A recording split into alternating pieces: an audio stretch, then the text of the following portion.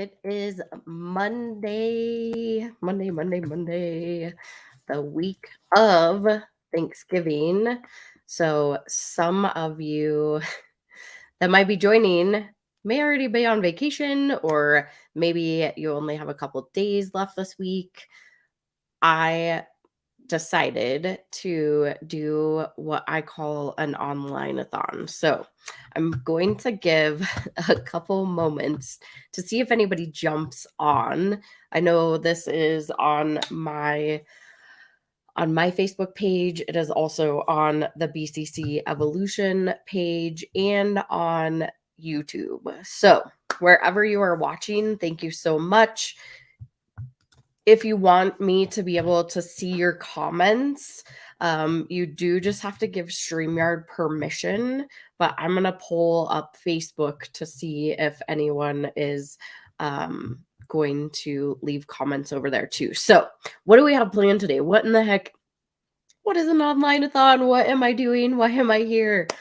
So this is a oh my gosh, my brain. Hello, brain. We are not trying. We must raise funds for BCC Evolution. We are raising $10,000 in 10 days, but we are already on day, I don't even know what day it is.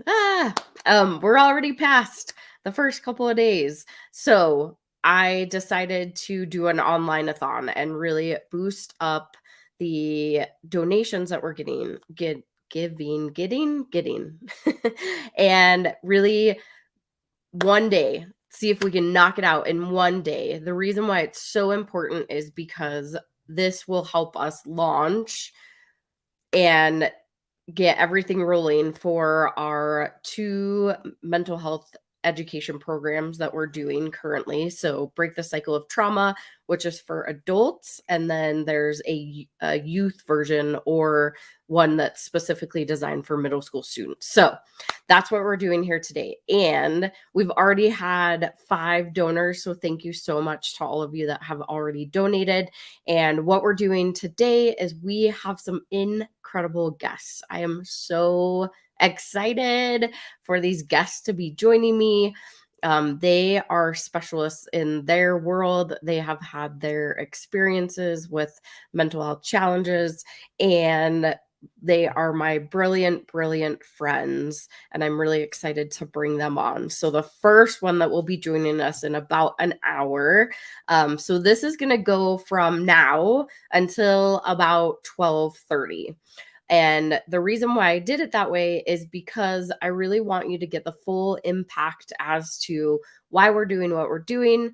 Also, have people share their stories. So, for the first hour, if you're on here and you're watching and you're like, I want to share my story, I want to share my story, whether it's through a mental health challenge, whether it's through grief, whether it's through whatever it might be as related to mental health and or suicide awareness or prevention, I would love to bring you on the show. So this is technically a show today. We're doing a full show, and hoping that StreamYard doesn't kick me off. I didn't double check to see how long I could run the live, but I think it's important. I know it's important.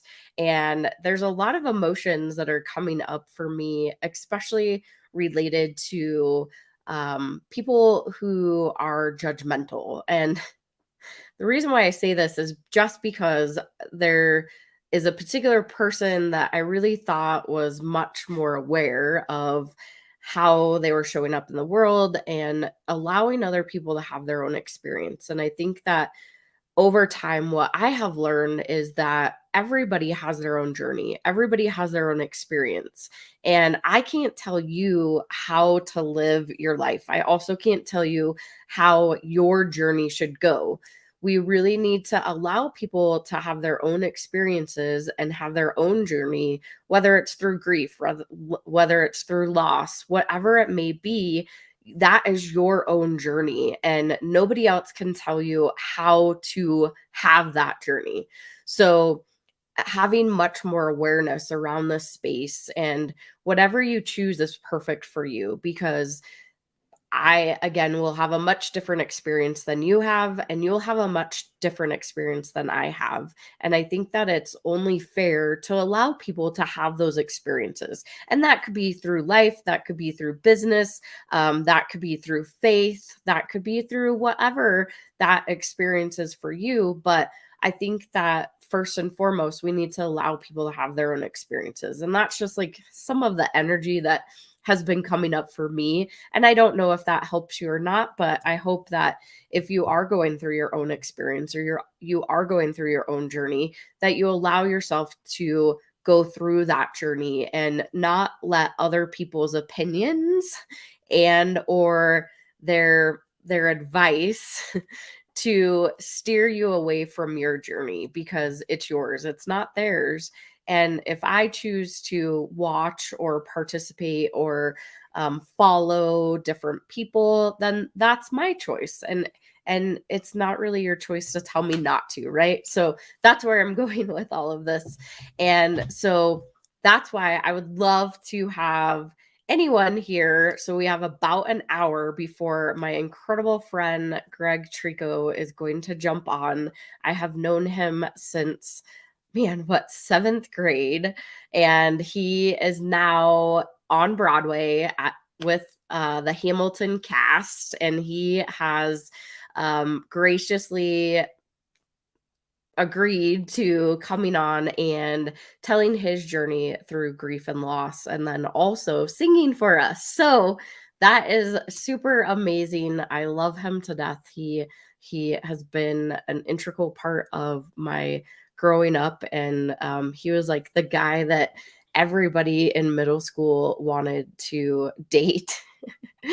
And yeah, it's just this amazing journey. And then last year he unfortunately lost his husband, and yeah, so there is the loss and grief story. And then he also said that he would come on and sing for us some of the music from Hamilton, which I'm really excited. I have not seen him live, which makes me sad. But I remember seventh grade when the first time I heard him sing in middle school, and I was like, like total fangirl, like love him to death. So, and still incredible singer. So if you're watching this and you're like, oh my God, I have work that I need to do, I'm not going to be able to sit here and watch you for an hour and a half, but I'm going to go do my work. And then I'm going to pop back on like around 10 o'clock, go do that. So go do your work and then come back. We'll be here for a few hours today. So that is the plan. And then the next guest that we have is my incredible new best friend. Okay, not best friend, but I love him. His name is Archie, and he has Archie Cares, and he is literally the sunshine to any darkness. I swear, like, I just love his energy. I was drawn to him the moment that I heard him talk. We are part of a mastermind, and he, man, just lit up my being. I think he is just an incredible person. He's also a speaker in the mental health world. He really focuses more on the colleges. From what I understand, we, again, just recently became friends through this mastermind, but he's going to jump on after Greg, and he's going to just give you a little bit more information as to why mental health is important, tell you a little bit about himself, his journey, and then yeah, so he's going to be super incredible. So he will be coming on around, well, it all depends on where you are in the world that you're watching this, but he will be on around 10:30 Mountain Standard Time. So we have Greg coming up at 10 a.m. Mountain Standard Time. We have Archie coming up at 10:30 Mountain Standard Time. And then my other new incredible friend, Dr. Sarah Allen, she is the brain gal, and she helped me with the whole section of module 3 of our curriculum, which is all around, no, module 2. I'm like, I can't remember. But module 2 is all around the brain and why it's important to understand trauma and how it affects our brain in the maturation periods that we go through as we are growing up. So she was an integral part of really helping me do the curriculum. And she, I mean, brilliant, brilliant, brilliant woman. And she really is all about helping youth, helping parents, helping us understand how to be a good parent and or not judging ourselves. And then also just understanding the brain of our kids and why they do the things that we do. So she will be coming up at 11 a.m. Mountain Standard Time. And if you're on the East Coast, which all 3 of them are, that is 12, 12:30, and 1 o'clock. So I'm super excited about all 3 of those people jumping on. I literally, I'm like a super last minute person. That's these things start coming to my brain and I'm like, oh my gosh, I want to do this. I want to do that. I want to do that. And they so graciously offered to share their experience and their time today so that you guys aren't just listening to me for 3 hours, because that might get really boring. So again, why are we here today? We are raising funds for my organization, BCC Evolution. If you are not familiar, which if you're watching this on any of the Facebook, the YouTube, by now, hopefully you've watched at least one of my lives and you know a little bit about BCC Evolution. But if you don't, my name is Kelly Hansen. I am the founder of BCC Evolution, and BCC stands for Because Carrie Cared. I lost my middle sister, Carrie, to completed suicide on February 20th, 2017. And I really just didn't want to sit around and do nothing. I was working with another organization that really focused on the choking game and youth or adolescent risky behaviors. And my sister was an adult. She was 43, I believe, when she passed. And I just wanted to open that space, I guess, for the adult aspect. Well, through the years, so founded BCC Evolution in 2018 after I went to a 3-day event that I was like, this is going to be great. This is going to be motivational. I'm going to, yes. And then I was crying all day the first day. And I was like, what in the heck did I get myself into? And the reason why I was crying is because we ended up doing some NLP sessions that ultimately I was able to go back to the day I was born. And that was what the process that we did. It was called The Day You Were Born. And I was able to go back, and ultimately it brought up a lot, of course, around my sister and her being there and my whole family being there.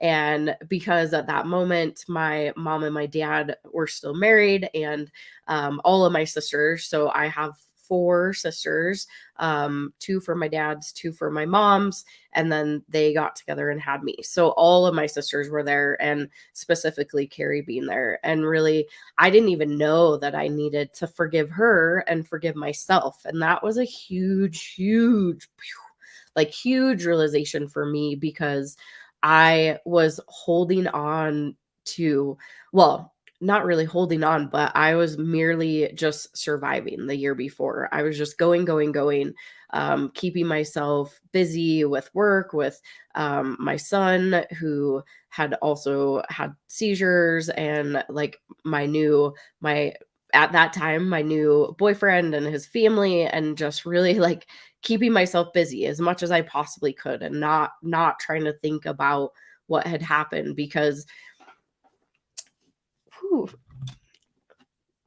I knew that, like, for me at least, I'm not one, which is interesting, especially if you've watched any of my other videos. I'm not one to share my emotions that often. And so for me, if I were to allow myself to break down. It would mean that I wasn't strong. And at that moment, I just felt like I had to be strong, right? Like I had to figure it all out. I had to go help get her body out of her house. Like I had to go ooh, help with everything. And I had to be the strong one. And so when you're living through all of that, it was literally like one tiny, tiny, like I was working for a corporation at the time, and it was like they were moving me from one team to another team, and I lost it. Like completely lost it. And my supervisor was like, what do I do with this information? Like, you're just moving a couple desks over. And I was like, I know, but I just can't. And so for me, it was like at that moment, I just completely lost it. And I realized at that point is that I needed to make a change and I needed to do something for my mental health and I needed to allow myself to grieve. And so that was the biggest shift for me because I was like, okay, well, we have EAP, employee assistant. Yeah. So we had these all these resources and all these things that I could use. We got 10 free sessions, which was really great. Talk therapy is okay for what I needed at that moment. But then when I went to this event, I was like, oh wow, like this actually makes an impact. Like NLP, what is this thing? NLP. And NLP, if you don't know, is neuro linguistic programming.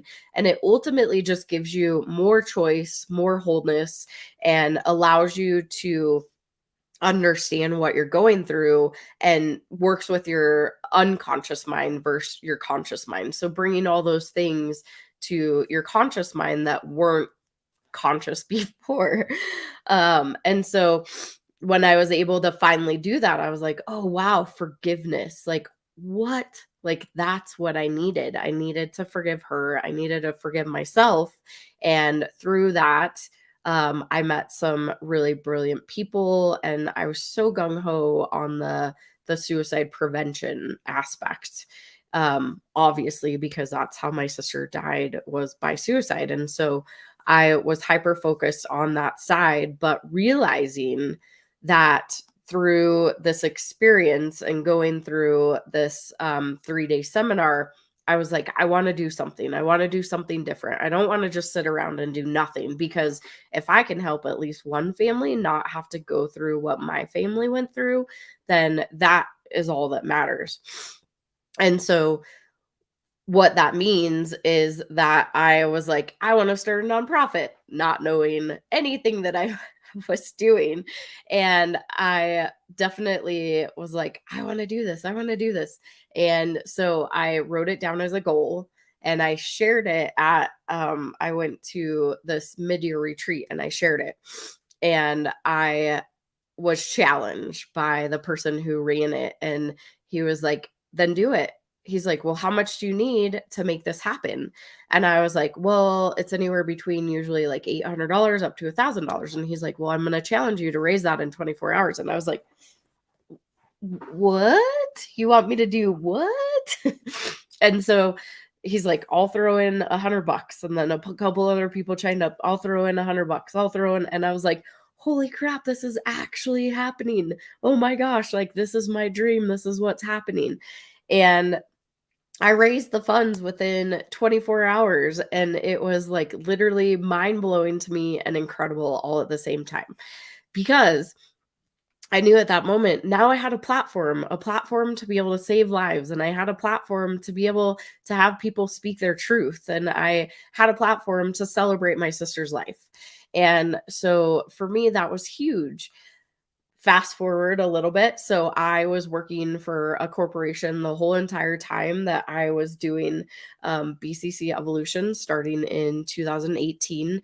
And I was doing the corporation and the nonprofit, probably both a little half-ass, maybe more so the nonprofit just because I was focused on what I was doing with a corporation and that took up a lot of time. So it was kind of like my part-time project, I guess you could say, for 3 years. And really this year, I had to make the ultimate decision of, do I take that leap and really go headfirst into the organization, or do I continue to stay where I'm at and be miserable? And for me, I literally, at this corporation, they were like, mental health is so important. Mental health is so important, and we need you to um, take these classes and take this class and this class and this class. But yet, we need your numbers, because numbers are even more important than people. And we lost about 3 people over the time that I worked for this organization to suicide. And for me, I was like, we've got to do something about this. Like, as a supervisor at this company, we're losing people, because in sales, it's like cutthroat, but we don't even have the time nor the energy to actually ask people how they're doing. And I was probably an anomaly of the supervisors, because I actually cared about my people. But yet that didn't get me very far, because caring doesn't make numbers.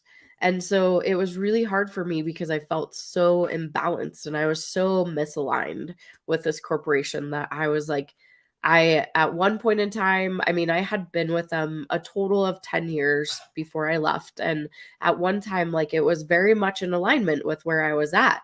But once I started this journey into the mental health world, it just became more and more on top of each other of, this isn't where I need to be. This isn't what my life's desire is. And when you tell me that mental health is important, then we need to back it up. And we weren't backing up, and sending me to a class to understand more about my mental health and the mental health of my employees didn't actually do any good. How about we implement it and we actually, take the steps to really care? And that just wasn't anything that actually made numbers. So why would they want to allow us to do that if we weren't making our numbers, right? Anyways, that's a whole nother soapbox. But what I did understand out of that is that I was really misaligned where I was at. And I have this deep desire to help people. I have a deep desire to save lives. And I have a deep desire to educate as many people as possible, so that they don't have to follow the journey that my family did. And so understanding that in itself was huge. And so the reason why I got into the mental health aspect more so than the suicide prevention is because over the journeys, I found Mental Health First Aid, which I think is an amazing program. I think that they do have some, things that it's very general overview. So it's a very general overview, and I think that they have some things that need to change, because there's a lot of information. So just knowing how much information there is, yes, there are holes in it, but it gives you a good overall um 50-foot view, I guess, of mental health and how to help either youth or adults. So that was a really good baseline for me to understand, because I didn't understand any of this. I didn't understand what my sister was going through. I didn't understand enough to even ask her a question. And I didn't understand that she was actually struggling. And because I had completely shut my emotions off to her, because she had attempted 6 other times, and I was just done. I couldn't understand why she didn't want to be on this planet, and I didn't want to have to call 911 again. Like, I didn't want to put myself into that position of having to go to the hospital and having her have them pump her stomach, or her go into another mental health facility that she just told them exactly what they wanted to hear, so they let her go. There's all these things that my brain went to of like, I can't deal with this. So I completely shut my emotions off, and I just didn't deal with it. And so that's how over time I realized wow, like I need to make a change in myself. Like I need to make a change and understand a little bit better. And I'll tell you that it is the hardest with the people that are closest to you. And I say that because I have, even after, had multiple people that are really close to me that I didn't see the signs, and I didn't really, and it's not that I didn't care to ask, but I was so focused on other things, and it continues to be that way. I'm not saying that I'm perfect by any means, but a little bit better understanding is really all that I am, at least for myself, trying to accomplish and trying to give back to the community. And so that's where all of our education programs come into play. That's where all of the funds go, is towards this education and building the resources within BCC Evolution so that we can spread these education classes out to the masses. So we have our mental health first aid that we still do. It's that great basic understanding of mental health in general. The breaking the cycle of trauma is written. It just has to be a little bit more rewritten because I did it. I wrote it incorrectly the first time, not fully incorrectly, but I just have to rewrite it. And then we're going to have a secondary that's more designed for middle school students specifically.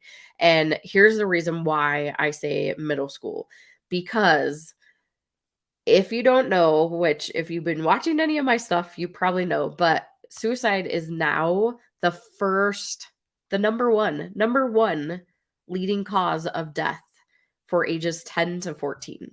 That is the demographic that I have been saying that we need to go after. Mental health first aid is amazing, but it's adults assisting youth. It's not youth assisting youth. It's adults assisting youth. And even their teen program is only 10th, 11th, and 12th graders. By that time, the mental health challenges are already bad enough, and or we've already lost a kid because they fit in that demographic of 10 to 14. And I'll tell you that middle school, if you ask anybody, like, what is your thought around middle school? Is it that you had a really great experience? Is it that you had a really horrible experience? I know that mine personally, I had kind of a mix of both. So I ended up going to I went to a middle school outside of my home school, I guess you could say, for sixth grade. And it was miserable, absolutely miserable. I had a best friend who I had for years and years, and um, she ended up turning her back on me that year because she became friends with all the popular girls. And for me in middle school, I had these big, ginormous glasses. Like literally, like I think they were probably like Mickey Mouse. I don't even know. But I was like the biggest dork ever. And I didn't get contacts till seventh grade, but I like had these huge glasses. I had them since third grade. And the elementary school that I went to, my mom was actually the music teacher there. And so I knew a lot of people, and I ended up growing up with a lot of the same people that are still on my Facebook today, which I think is really cool. And we stay in contact. So for me, middle school was literally like one of the worst times, but then one of the best times. So I already told you earlier that seventh grade is when I met Greg, which he'll be coming on. And so I transitioned I went to Laredo. So if anybody is in Aurora, in that area, I ended up going to Laredo Middle School in sixth grade, which funnels into Smoky Hill. But I grew up in Timberline, which is on the other side, which the elementary. So I decided to go to Thunder Ridge, which is where Timberline funnels into. And when I went to Thunder Ridge, it was the best experience. I met one of my best friends, Tanya Green, not her last name anymore because she's married, but I met her in seventh grade, and she was like the nicest person I've ever met. I mean, she was so so genuine and so open to accepting me, which is something that I hadn't felt the year before. Also, all my friends, pretty much all of my friends from elementary school, were now in that middle school in seventh grade. And so it was just really great to be around people that I knew and I already had friendships with. And I really did. I met some of my lifelong friends in Thunder Ridge. And so we all, I mean, grew up together. And so my experience, at least with middle school, was like that. It was really, really horrible and crappy. And I could have allowed that to be my reality. But then I made the change going to another school, and it ended up being like the best thing that I did. Not everybody has that experience in middle school, and everybody that I've talked to, at least I say middle school, and they're like, "Ugh," like they cringe, like middle school, right?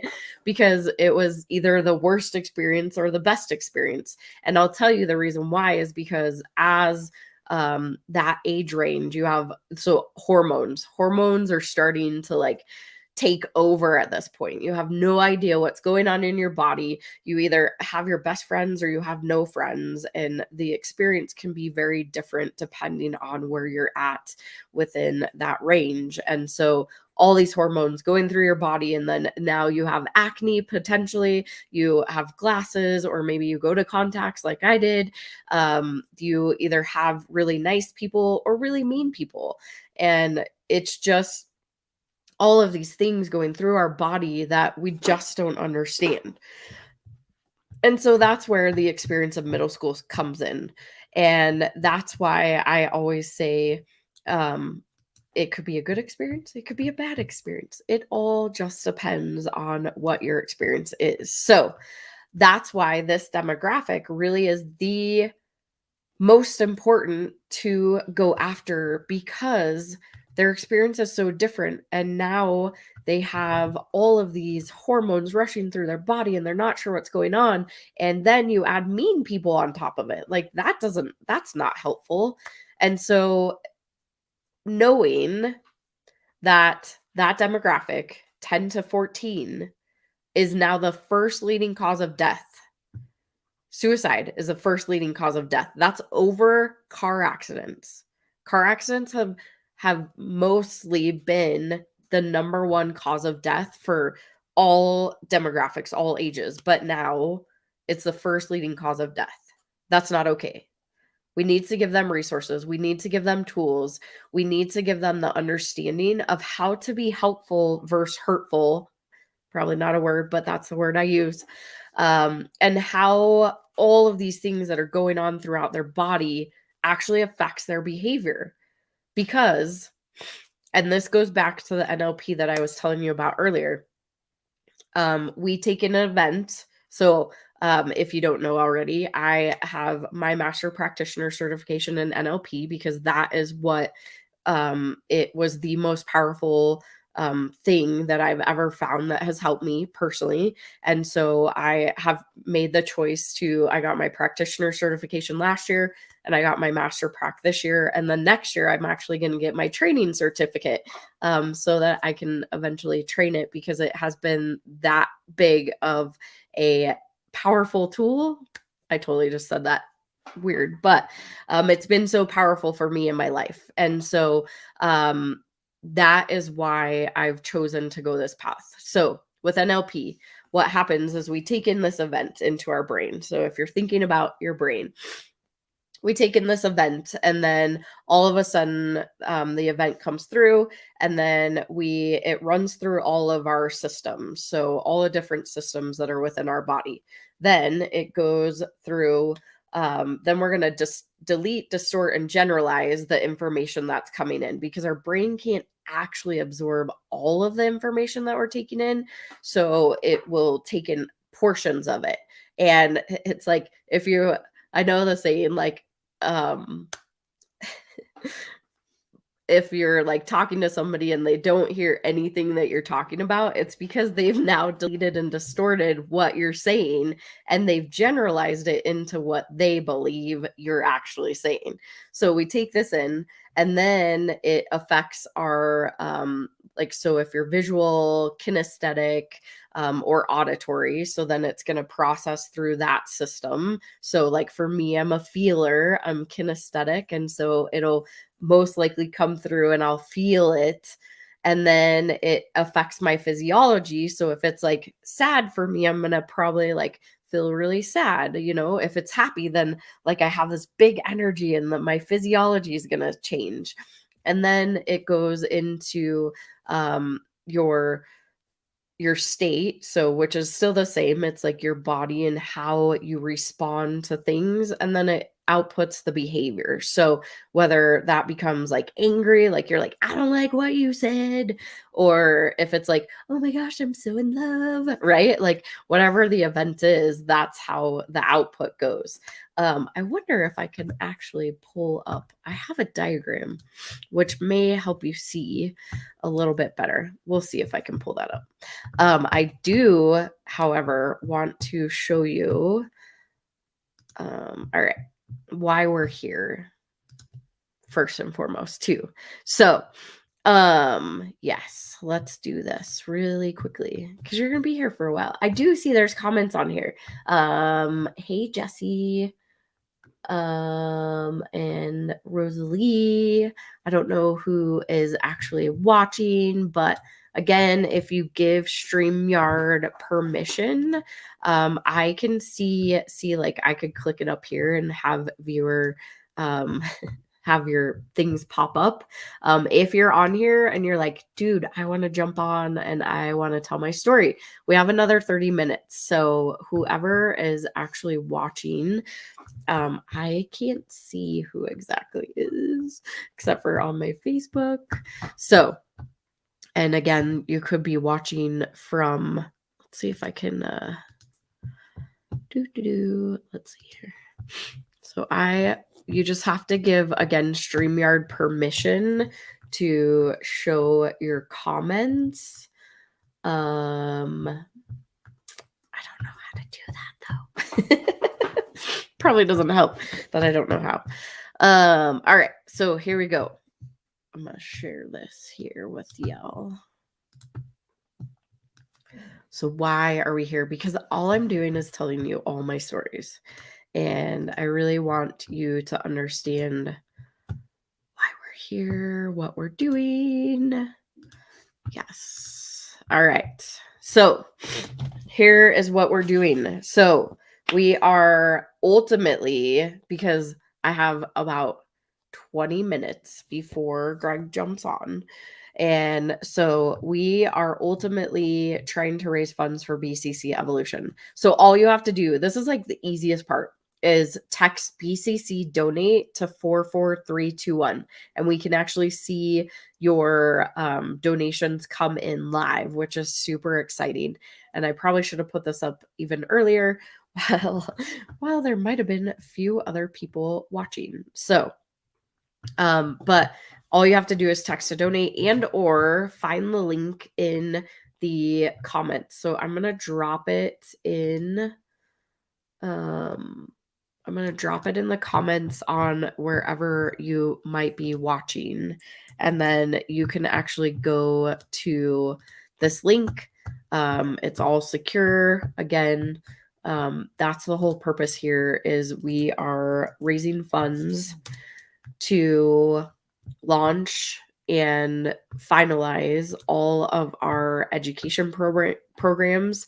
BCC Evolution also has the opportunity to advance where we're at currently. We just brought on a grant team of 4 people, and they are incredible. They actually brought to me that statistic about now it's the first leading cause of death for ages 10 to 14. And that really like sparked my whole, I was like, oh my gosh, like it's number 1 now. Like in Colorado, at least it's number 1. I know it's number 1 in Utah. It's been number 1 in Utah for quite some time. I don't know across the board, but we were really looking at statistics in Colorado more so than any other state. But usually the path follows. And then it's the second leading cause of death for 14 to 26. So why? Why is that the choice that people choose? There could be lots of reasons. I know through talking with so many people that have had suicidal thoughts, people that have um, attempted and survived, they most of them say a lot of the same thing, is they didn't really necessarily want to die. However, they didn't know another option. They wanted the pain to go away. And so the pain of whatever the situation is, and they already felt like they were a burden. Like, it's not about you. And that's what the other part I want people to understand is, it's not about you, it's about them and their experience. And it's also important to know that they're not doing it to hurt anybody. They actually feel like it's going to benefit whomever might be involved. And they just don't feel like there's another option. And of course, we do know that there are lots of other options. The National Suicide Prevention Hotline, it is a great number to be able to call.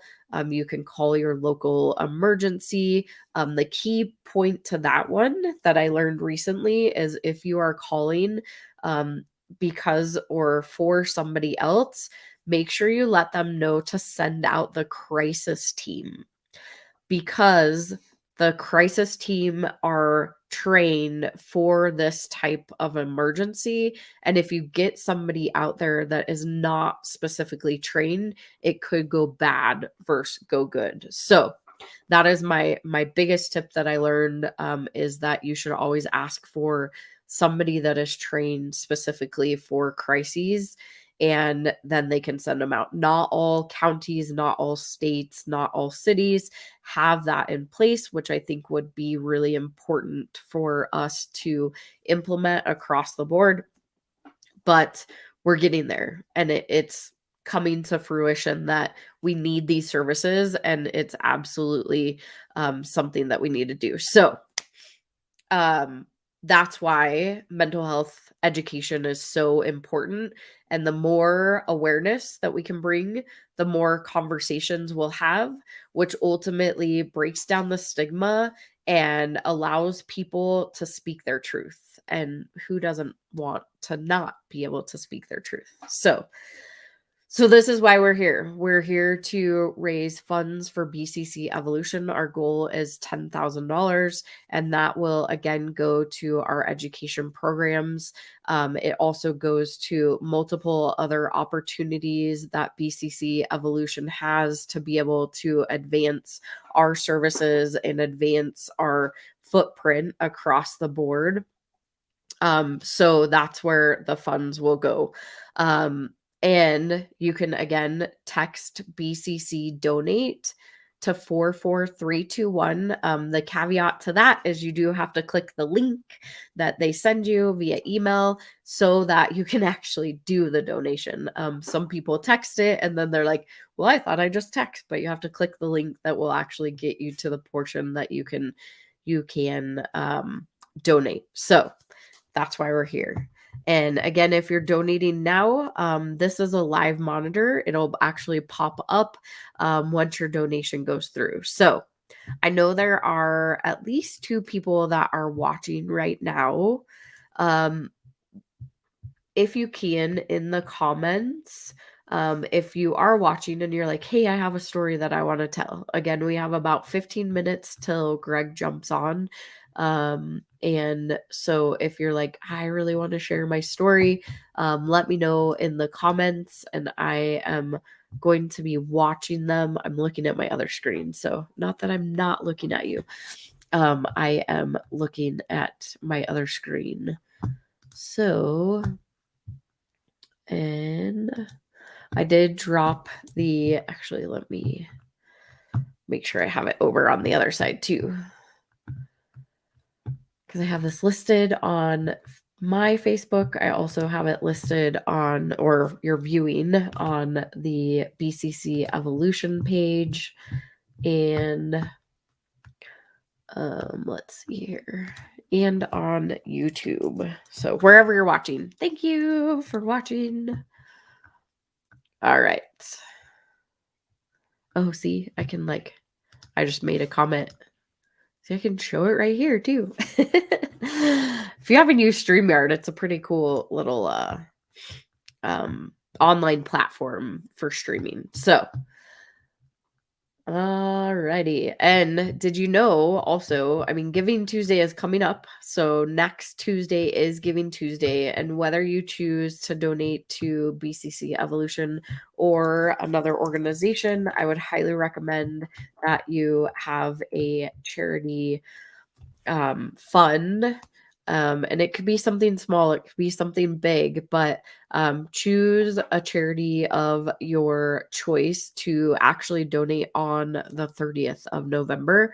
It's one of the biggest days for donation. Again, it's called Giving Tuesday. Of course, I would love if you donate to BCC Evolution, but that's what we're doing here today, is really collecting the funds for BCC Evolution. We'll still launch a Giving Tuesday campaign, but this is so that we can actually lock in what we're trying to accomplish this week, because this week is the week that we get the opportunity to actually expand this, and that's why we need to secure the funds now versus in another week. Also, Facebook takes about a month to give any donations to the charity, whereas Give Lively, which is what we use here and that you're seeing, gives the donations within a couple days. So that's why it's important now versus later, is because we actually have the opportunity to make our footprint bigger this week. But that is a good chunk of the funds that we're looking for, and to be able to launch the education classes. So, all right. Well, we have about 10 minutes till we have Greg jumping on, and I will take this down for one moment and give you guys a break from listening to me. The other day I played a song that really has spoken to my heart and soul. I don't know why, it just is on my mind. So I'm gonna play that for you right now. I'm gonna take a smidget break from talking and give you guys a chance to listen to some music while we are here waiting. If I can get it pulled up. I have 3 screens, so like one here, one there, one here. And again, I don't know if I could do, that would be cool if I could share all of them.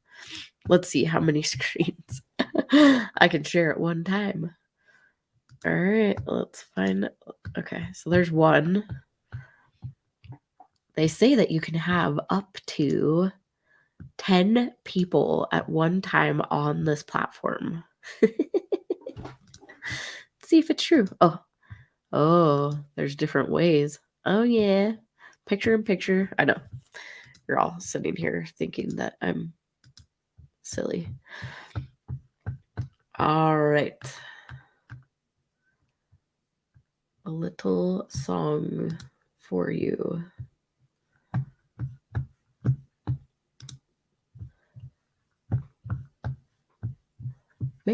Maybe if I can get it to work, that would be great. All right. I don't think that I can. I don't think I can do 2 screen shares. That's okay. I will just do the one, and then you can listen. All right. A song for y'all.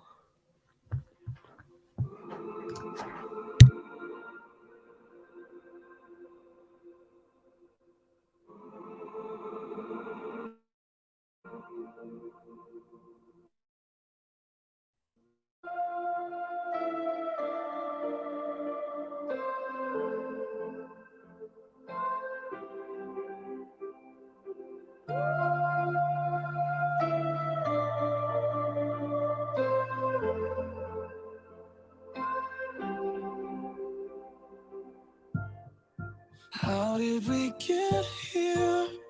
What comes the way on a lonely shore? I can see in your eyes, dear, it's hard to take for a moment more. We've got to burn the ships, cut the ties, send a flare into the night. Say a prayer, turn the tide, dry your tears and wave goodbye. Step into a new day. We can rise up from the dust and walk away. We can dance upon the heartache, yeah. So light a match, leave the past, burn the ships, and don't you look back.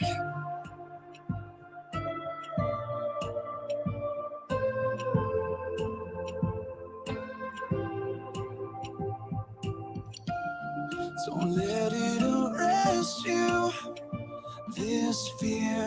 This fear of falling again. And if you need a refuge, I will be right here until the end.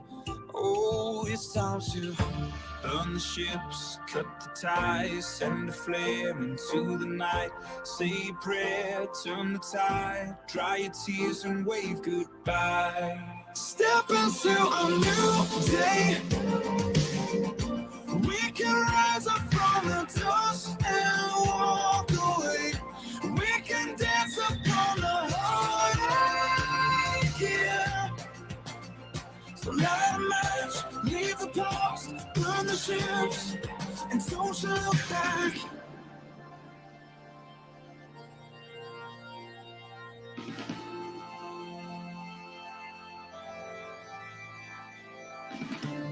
So long to shame, walk through the sorrow, out of the fire, into tomorrow. So flush the pills, face the fear, feel the weight disappear. We're coming clean, we're born again. Our hopeful lungs can breathe again. Oh, we can breathe again. Step into a new day. We can rise up from the dust and walk away. We can dance upon the heartache, yeah. So light a match, leave the past, burn the ships, and step into a new day. We can rise up from the dust and walk away. We can dance upon the heartache, yeah. So light a match, leave the past, burn the ships, and don't you look back.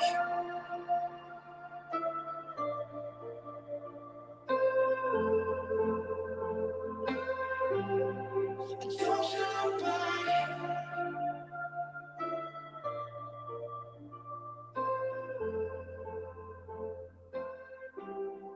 And don't you.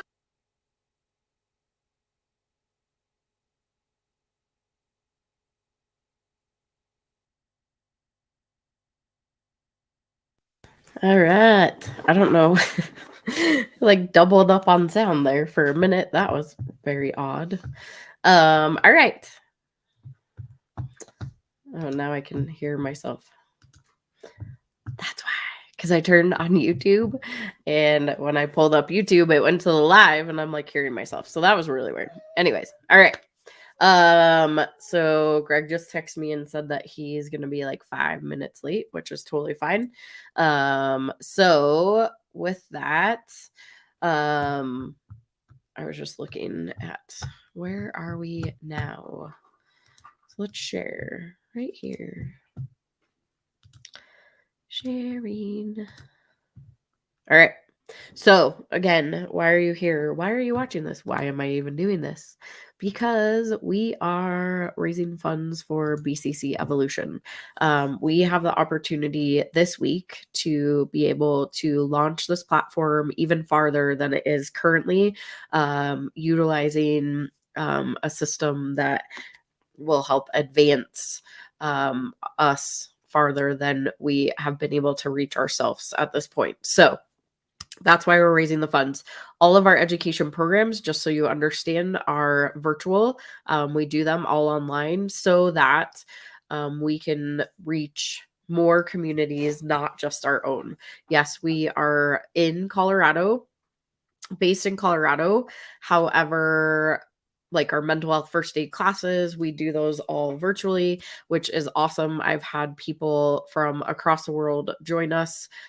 We do, speaking of across the world, well, not across the world for the mental health first aid, because that is Mental Health First Aid USA. If you're in another country, there is an Australian version. That's where it started. So we can have anyone who is within the US join our mental health first aid classes. We also, the Break the Cycle of Trauma is going to be an online education program again, so that anywhere in the US you can join us. And the middle school program, we are going to start in Colorado. But basically, the structure of how it's going to go is it'll be an online platform that the school can either take and go educate to their students, or they can hire myself or one of our educators to go into the school and actually teach the program. So there will be two options for schools. And I will tell you, with talking to at least Cherry Creek schools, it is highly, highly, highly needed. They don't have enough resources for middle school students. And so we asked if it would be valuable and if they thought that it is something that is needed. And the response that we got was yes, absolutely. So that's why we have decided to push forward and get it into as many schools as possible. In Colorado, there's only 125 middle schools. There's lots more elementary schools, but there's 125 middle schools across Colorado from the last time I looked.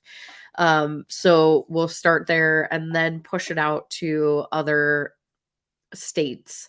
If you're wanting to have it in your middle school, and maybe you're watching this on the East Coast, you're watching this on the West Coast, wherever in the middle of the US, we can absolutely give you access to the curriculum and once it's completed. So that's why we're raising the funds, is to 1, get this completed, 2, to get it launched, and 3, get it spread out to all of the communities, and be able to utilize the platforms that are beyond what we currently have access to. And so, yes, that's where we are. I don't know. I only saw my comment pop up that I went and dropped the link. I am looking to see if anybody else has commented. I believe most people are watching from my Facebook. So let me jump over there and see if there's anything while we're hanging out and waiting. All right. There's not. But thank you, Rosalie. I saw your comment. I appreciate you. If you are on here still watching, thank you so much. I appreciate you. Hopefully you will like hearing Greg jump on and all of our other guests that are coming. If you are tuning in right now and or wanting to figure out what in the heck is happening, we are raising funds for BCC Evolution, which is a mental health and suicide awareness nonprofit. We are doing this Online-A-Thon, started at 9 a.m. and we are going till about 12:30 p.m.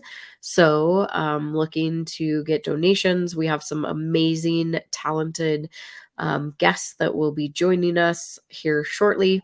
One of my really great friends from middle school and high school, Greg Trico. He is also now starring on Broadway in Hamilton. You know, just a little Broadway play. So he was in Chicago prior, and now he is in New York. And his little brother, super cool, he was at the one in Colorado, and that was really, really cool to be able to see him in Colorado. So hi, Mom. My mom is watching. She wants to see Greg. Yes, I know. And you'll have to stick around too, because the next two guests after him are really amazing also. One of my friends, Archie, he is a mental health educator and speaker, and he is just literally a ray of sunshine. I love him.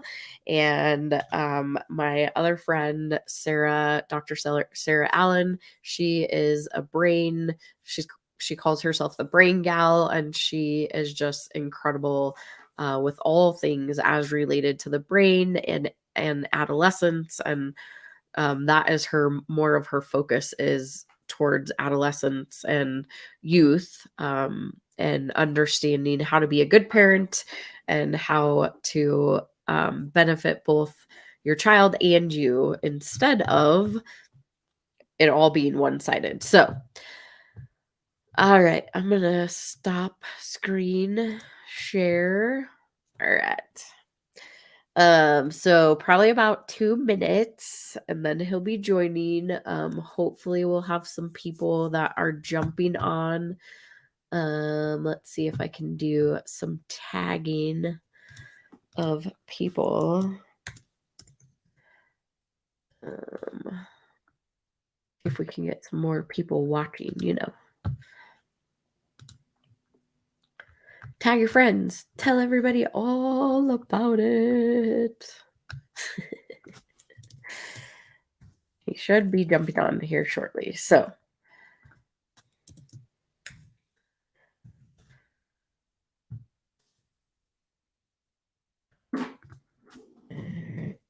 our lineup.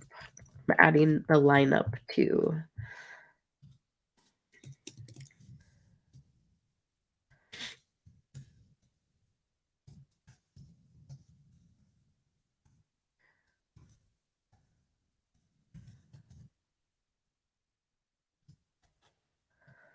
All right. Thanks for hanging out. I appreciate you. I know. He'll be here in just a couple moments, I promise. And, all right. Tagging people. So that they can jump on and watch also.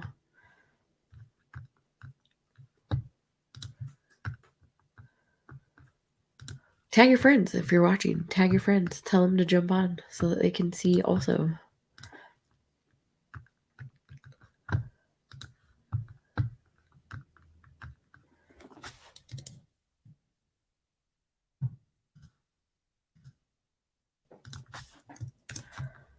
All right.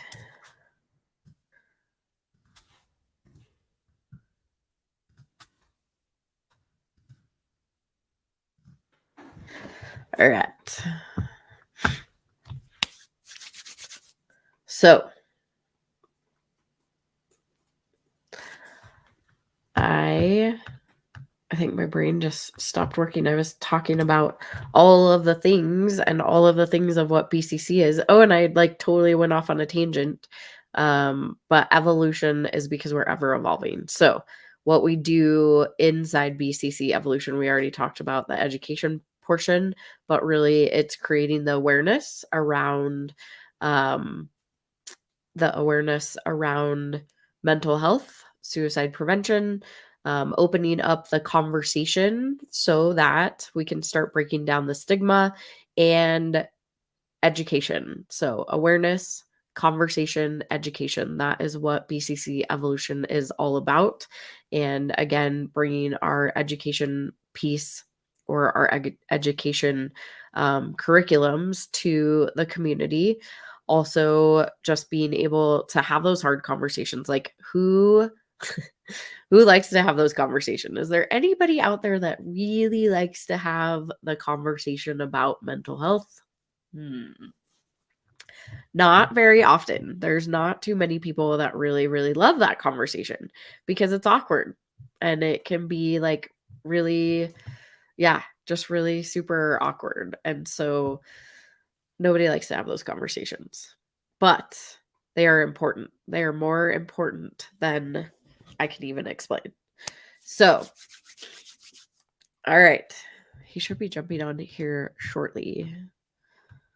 Maybe not. Let's see if he's having issues.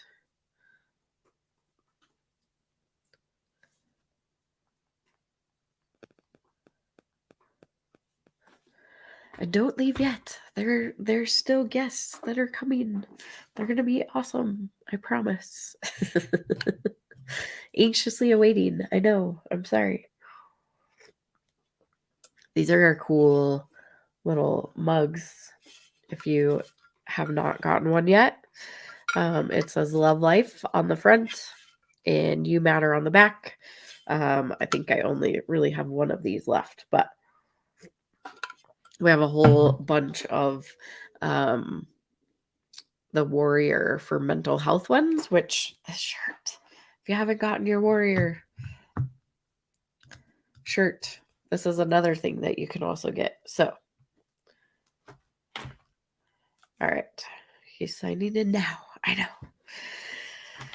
know. Oh, there you go. All right. I'm going to bring him in. All right. Add to stream. You're in the shot. Hey. Hi. How are you? Hey, I like your shirt. I like yours. What's going on? How are you? I'm great. How are you? Good. How's the moving? The movie's great. You know, I mean, well, that's a whole different story. Well, thank you for joining me. I really, really appreciate it, especially in the midst of moving all your stuff. Of course. No sweat. So how is it being back in New York? It's crazy. It's a whole new life. You know, it's a little daunting. It's a little exciting for everything to be coming back. You know, well, nerve-wracking though. I mean, just like all of it, the whole crux of it. But yeah, it's cool. It's cool to be back. And what? Oh, sorry. Yeah. So yes, it's great. I love it. How are you out there? Good. I mean, I just got back, I guess, to Colorado this last week. I went to Florida, so that was exciting. But I'm warmish, I bet. Yeah, much warmer than the 30 degrees that I came back to. So, casual. Right. Well, I was telling all the people that are watching, I know my mom's watching specifically, and she's like super excited for you to be on here. But I was just telling all the people that were watching kind of how I met you. I mean, 7th grade, right? Long time ago. Don't age us though. Don't put a number on it. Yeah. So I don't know who's here. I can't see anyone here, but that's probably. I know it's on StreamYard. It's hard to see or who's watching, but yes, we're here. Yeah. There are 2 people on here. So yes. I'm really nervous. 2.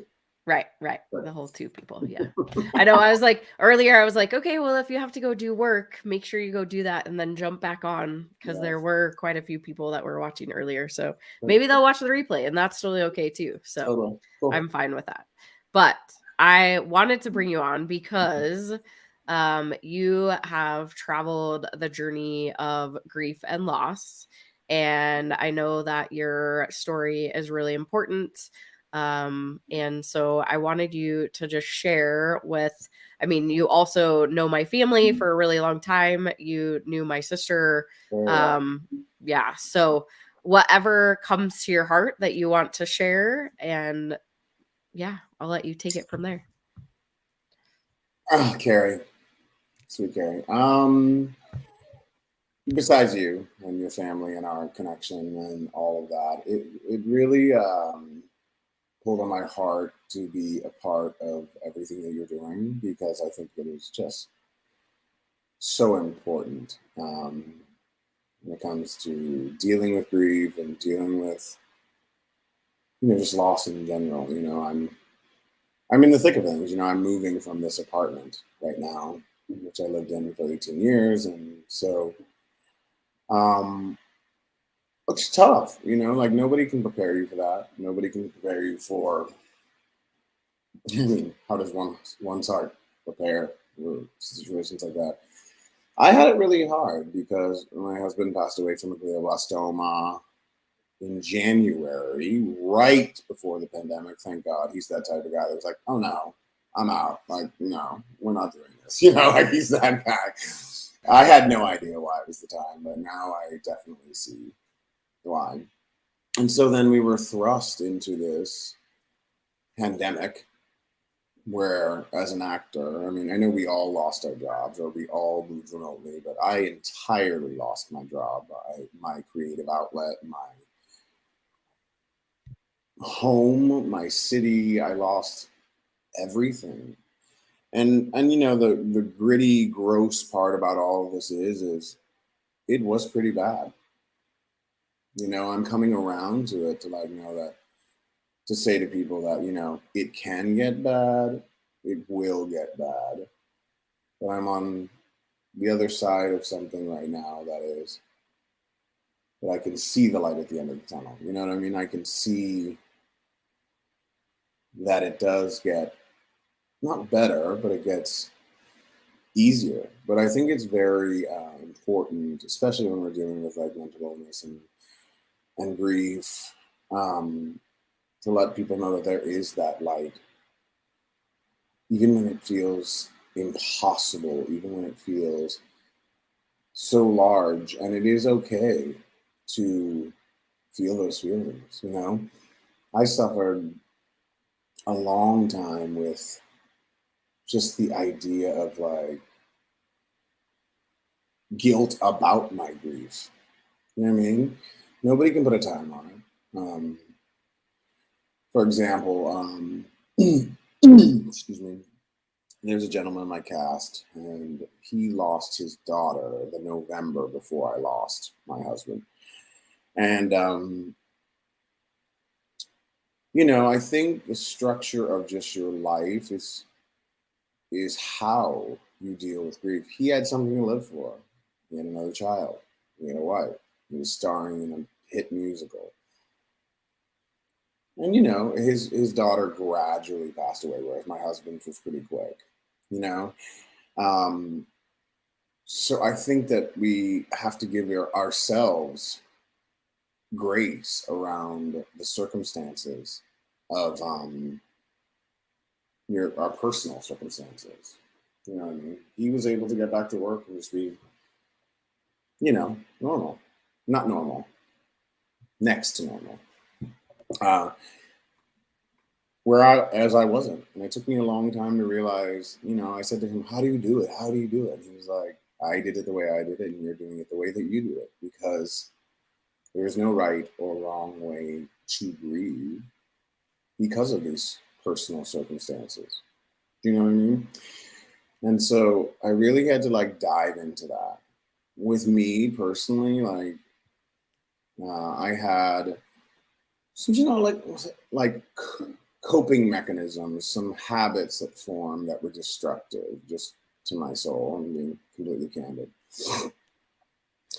And I just thought, oh, let me just get over this hump. Let me just get over this hump. Let's cut that thing out and it'll be fine. But I realized in this new bout of this journey, that's actually, you make a decision about that. Whew. Right? That's out. It's the other things that are around it that need to be focused on. You know what I mean? You haven't been to the gym. You haven't been eating well. You've not been sleeping well. You've been doing the thing. You are so focused on the thing that is ultimately stopping you that like you forget to plant the other seeds around it that will eventually grow up over it. that makes any sense. You know what I mean? Like, it's like the hole is still going to be there. It's always going to be there, right? You feel me? Yeah. But like, and you're a perfect example. You know what I mean? You went to work. That's another thing. I was so proud of you and the work that you're doing, because I was like, you channeled your grief and your hardships and your confusion and all of it, and you just like had blossoms come over. The hole's there, you know it's there, but like, it's for you. You know what I mean? Like, because you ultimately have to survive. And that's another thing that I realized, like, wait a minute. What do I have to survive? Like, I can't just be sitting here looking in this, trying to fill up this one hole. I have to cultivate like everything around it in order for me to survive. You know, I have this thing where like, I just started with this gratitude thing that I go through. It's like a little bit of a mantra, but you can say whatever you want. But I say, yes, God. Yes, like for everything. Like, I fixed the shower. I was like meaning to fix this shower thing the other day. And I was like, just do it. I was like running late to work, and I just saw it, and I was like, let me try this. That easy. And I was like, yes, God. And then I walked in here, and then my boy like had gotten me a breakfast sandwich, and it's exactly what I needed. I was like, yes, God, yes. You know what I'm saying? Like, and so like identifying all those little beautiful things are like seeds. I've never used this metaphor, by the way. They're like the seeds that have to grow up over the hole in your heart, you know? And focus on that, and not focus on the hole that like doesn't even have soil in it anymore. Because nothing's going to grow in that. That's a stab in the heart. You know what I mean? So it's like, okay, well, I can just make things beautiful. I'll always know I have this hole. But I have to like bloom, you know, for your nephew, for my niece, my nephew, my mom, you know, my dad, for my show, my brothers, my sisters, my cousins that also like still need me, even though I'm going through this thing. So anyway, that's how I've been dealing with my grief as of late, just in general. I have a really wonderful therapist, which I am staunch about. Like, I'm just like, that is one thing you need. You can talk all you want, but it's different to talk to somebody who's being paid to listen. And because like, it's their job to not get tired of hearing it. True. And you know something about like grief, the part that people don't tell you is like, everyone's there for you. Everyone's present, and everybody, you know, my husband was so loved, not only by our friends, but like in the community, the Broadway community as well. And as much as they like loved him, you know, 6 months goes by and a year goes by, and this hole that we're talking about is still there for you. And it didn't for them. And it didn't for them. And so in retrospect, I would have like started cultivating that stuff way ahead of time, so that like, but then again, you don't know. How do you know? How do you know that? Like, hopefully I don't have to go through something like that ever again. But like in retrospect, like I would know how to go about this differently. You know what I mean? So which is why it's also important for me to share with other people, knock on wood, God forbid, something like this ever happened to them, you know, like, because it was not something I prepared for. Yeah. You know what I mean? Especially when something is unexpected, A, or B, when you're in denial about the possibility of it happening. And I think I fell in that category because I just knew I wanted him, and I did everything, and I knew that he was just going to live. And realistically, it was like stacked against me. Yeah. Yes, honey. Yeah, hello. So yeah, I mean, that's my experience with this. I don't pretend to have any answers. I don't have any answers, actually. In fact, this whole full circle, like, come around for me personally has been recent, like really, really recent. Like having to come back to this job. Sorry, I'm turning off my remote because I had it on for to play the thing. But it's very recent that I've like recalibrated my mind, you know, like I have a really hard job, you know, like I have to like be ready at any moment to just step on stage in front of 1,400 people and just play one of 6 parts in the hardest musical in the world. You know what I mean? And I had to like really like I realized I wasn't flourishing because my mind was not there. You know what I mean? So it's little things I'm like, yes, God. I like had a rehearsal yesterday and I hit it. Like, yes, God.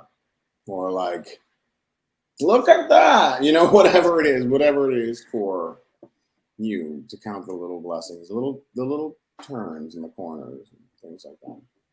Anyway, you know, but yeah, I just wanted to.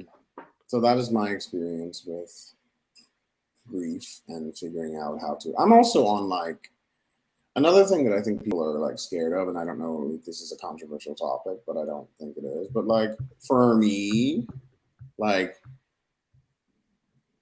I got on like a slight antidepressant for a little bit, for as long as I needed. You know what I mean? Some people need it for the rest of their lives. Some people need it for a week. Some people need it for of a moment. You know what I mean?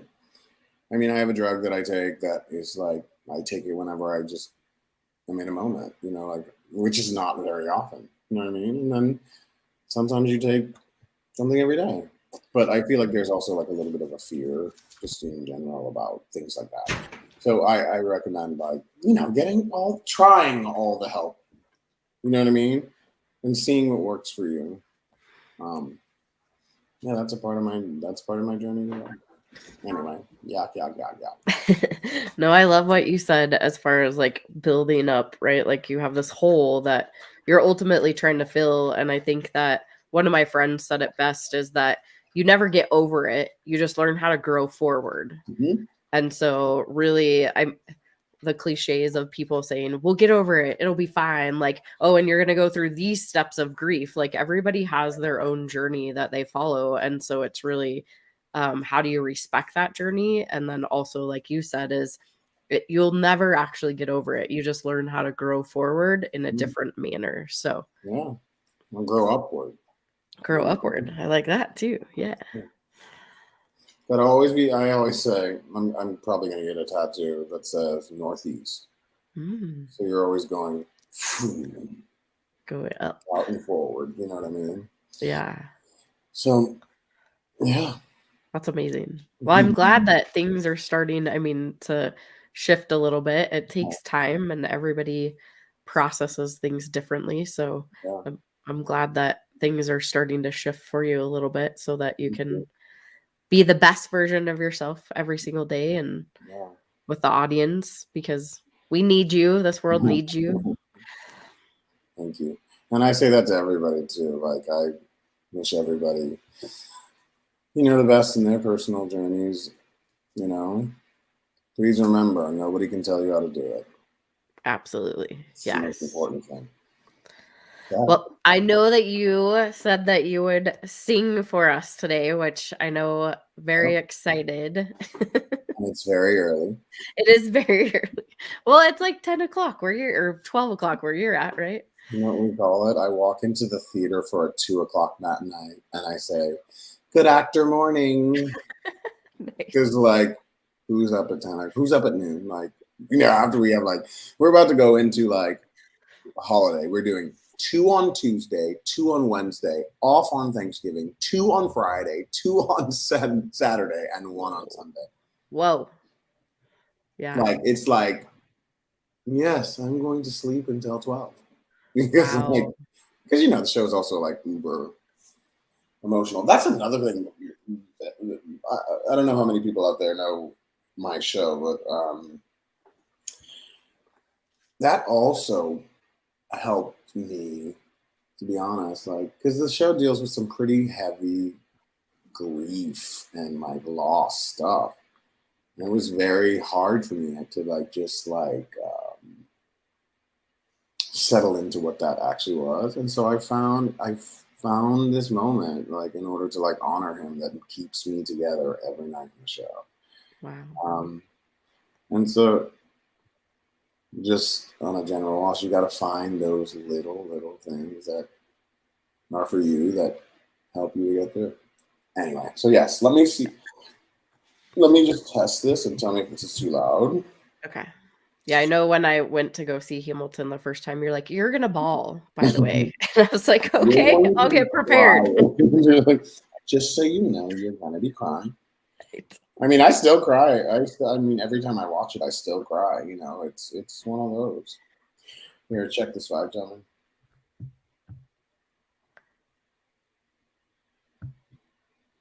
Can you play these? Too loud? No. Can you hear me talking here? Yeah. Is it balanced? Yeah, it's good. Okay. So, excuse me. Got it. Do I have it? Can I have it? The question. So I'm gonna do this. It's gonna be really weird on camera because I'm gonna actually try and do the film version of the stage version. But I feel like to do this song, especially in the context of what we're talking about, right?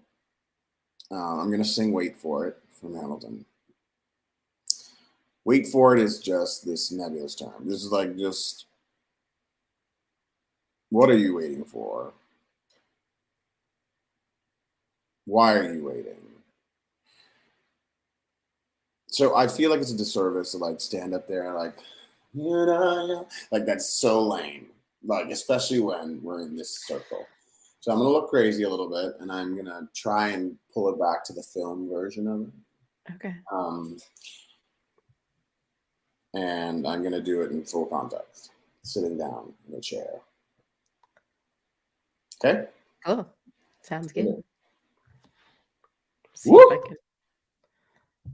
And go like, I don't know, go like this if the music needs to be higher, that.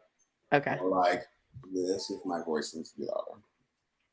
And guys, you can like do the sound. I'd rather be too loud and you can adjust the sound than you not be able to hear it.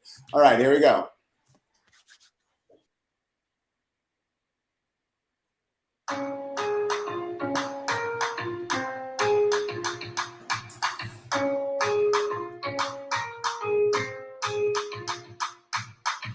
Theodosia writes me a letter every day, keeping the bed warm while her husband is away. He's on a British island in Georgia. He's trying to keep the colonies alive. Well, he can keep all of Georgia. Theodosia, she's mine. Love doesn't discriminate between the sinners and the saints. It takes and it takes and it takes, and we keep loving anyway. We laugh and we cry and we break and we make our mistakes, and there's a reason I'm by your side, and so many have tried, and I'm willing to wait for it. I'm willing to wait for it. My grandfather was a fire and brimstone preacher, but there are things that the homilies and hymns won't teach you. My mother was a genius. My father commanded respect. When they died, they left no instructions, just a legacy to protect. Death doesn't discriminate between the sinners and the saints. It takes and it takes and it takes. We keep living anyway. We rise and we fall, and we break and we make our mistakes. And there's a reason I'm still alive when everyone who loves me has died. I'm willing to wait for it. I'm willing to wait for it. Wait for it. I am the one thing in life I can control. I am inimitable, I am an original. I'm not falling behind or running late. I'm not standing still, I am lying in wait. Hamilton faces an endless uphill climb. He He has something to prove. He has nothing to lose. Hamilton's face is relentless. He wastes no time. What is it like in his shoes? Hamilton doesn't hesitate. He exhibits no restraint. He takes and he takes and he takes and he keeps winning anyway. Changes the game up, plays and he raises the stakes. And if there's a reason he seems to thrive, with so few survive, then God damn it, I'm willing to wait for it. I'm willing to wait for it. Life doesn't discriminate between the sinner and the saint. It takes and it takes and it takes. We rise and we fall, and if there's a reason I'm still alive, and so many have died, then I'm willing to wait for it, wait for it, wait for it, wait for it, wait.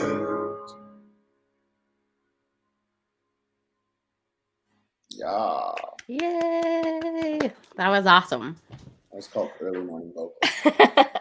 I just helped you warm up your vocals. Yeah, You know. yeah. Thank God I don't shut it up. Oh, right. Yeah. Well, I so very much appreciate you coming on. I know that one of these days I am going to make it to New York and see you. I swear, I promise. But if you had any advice to give anybody that might be traveling the journey of grief, and or just a little snippet of why people should donate to BCC Evolution, what would those two things? That was two questions. Sorry. That's fine. I think I can do them both. Why should you donate to BCC? Because mental health, I don't know. I think it's kind of the root of like the future. We can't create a strong society. We can't create strong children. We can't create a stronger world if people are ignoring or denying that this is actually a thing. It's not get over it. It's not, I mean, for lack of a better word, it is a disease. Like, it's something that we have. You know, like it is something that needs to be treated. And I think it is the most not treated disease because of get over it. And I feel like awareness, spreading awareness, is why you should definitely donate. Because it's important. When it comes to your journey, I'm not going to tell you how to do your journey. And that's what my advice is. Don't let anybody else tell you. Be kind to yourself. Give yourself grace. Grace, grace, grace, grace, grace. You make a mistake, you pick it up. You pull it up, you go. You move forward. Do it for you first, and you do it for everybody else around you. And hopefully, they'll do it for everybody else around them. That's the spreading. That's the awareness of like this pandemic, which is mental illness. And then there's just grief on top of it. We will all go through grief at some point. If we live long enough, we will all go through grief. So please donate. Not even a wonderful cause, a necessary cause. I don't think we'll ever really understand how large of a thing this is.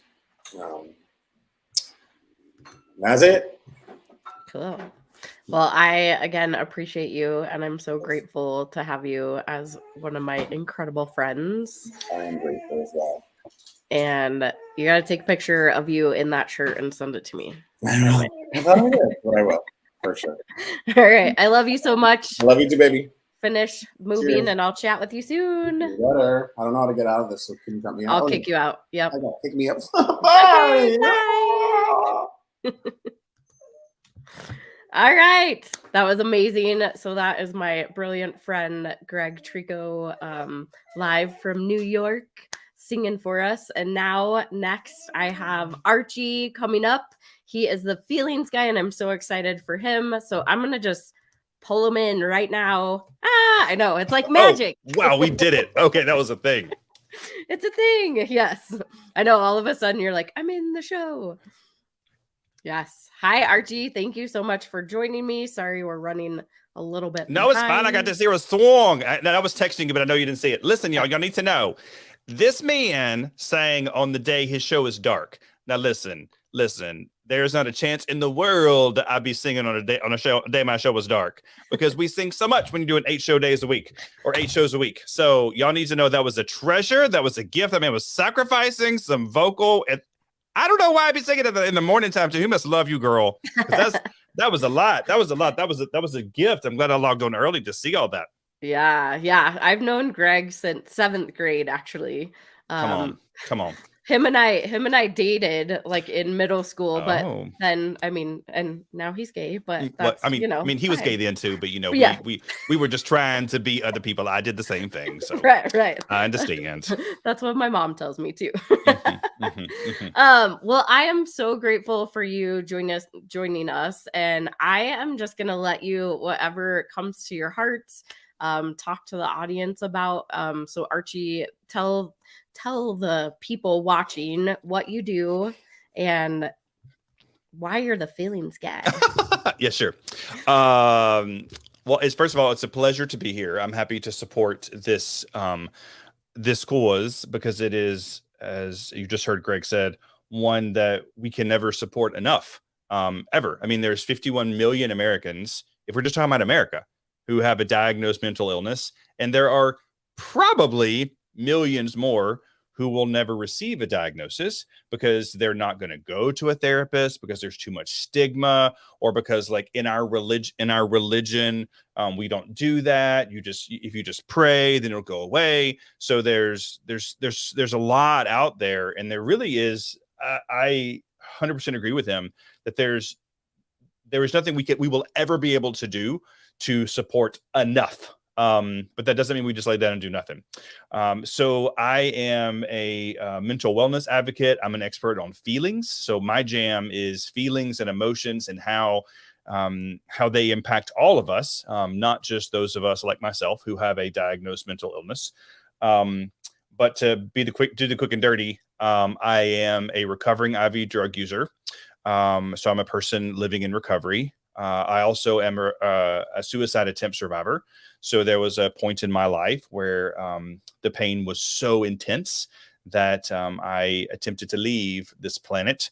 And so now I spend my life, and my life's work is to help save lives, to help get out there and be a voice for people that I believe lean in and listen, because very much like Greg. So my journey began in New York City. I'm a former performer, did some Broadway tours, was performed on cruise ships for a couple of years and got to see the world. So that was my dream. And then I got that dream. I got it. And then I became an extremely successful drug addict. But what's interesting now is that I have natural stage presence for days. So, like, being on a stage in front of 10,000 people is probably when I'm the most comfortable. Put me in a room with one person, I'm like, so I now have the opportunity to take all this training that I did in the theater, and now marry this extensive knowledge I have about mental health, and allow it to land. Because especially if you're talking to college, high school, or middle school students, you got to get this plane on the ground. And you're not going to do that by some, boring, this is this. And I mean, it's just not going to happen. So that is what I do today. That's amazing. And I know I literally met you like a few months ago, but everything that I've watched and just your energy, and I mean, the first moment I met you, I was like, I love him. He's amazing. So, and then knowing more about your story, I'm so blessed that you are here today because your message is really important. And it's not easy to like get out there and show our true selves, right? Mhm. And so having the awareness and having those conversations is probably harder than, like you said, like being in front Mhm. of millions of people is easier than Mhm. being in front of one person. So, Mhm. Mhm. but share with us a little bit about like where you go, what you speak about, Yeah. all of that. Yeah, sure. And what's interesting is that I'm going to tie it back to what I heard you and Greg talking about. So, um, I I first of all want to own that I'm not a therapist. I'm not a licensed clinician, and I'm not trying to be one. And what I hope to do, and it's really interesting because you and I met in a media group, in a media mastermind, and I get asked a lot by TV producers, by producers of morning shows, saying, why are you the person to have this conversation? What credentials do you have? And what I always find interesting, I'm like, wait a minute. So did you want this person on your segment to diagnose someone? Is that what you wanted them to do? I'm real confused. Like, I don't really understand. Because there are people out there. I had fraternity brothers. I was in a fraternity in college, and well, still am, but in an undergrad chapter, who they sell medical devices. They sell medical parts. They get put in your body. And I have one fraternity brother in particular who he sells a piece that goes into your heart that will keep you alive. It will keep your heart beating. He knows everything about that. He's been in surgery. He's watched the surgery. He knows what doctors can do if things begin to go wrong. Like, he literally knows everything about this piece of equipment, but he's not a surgeon. He doesn't want to be a surgeon. And there are people who have trained for, like, I don't know, I think it's like 15 years to be a heart surgeon. Okay, we want that person in surgery. That's where we want them. It's the same thing.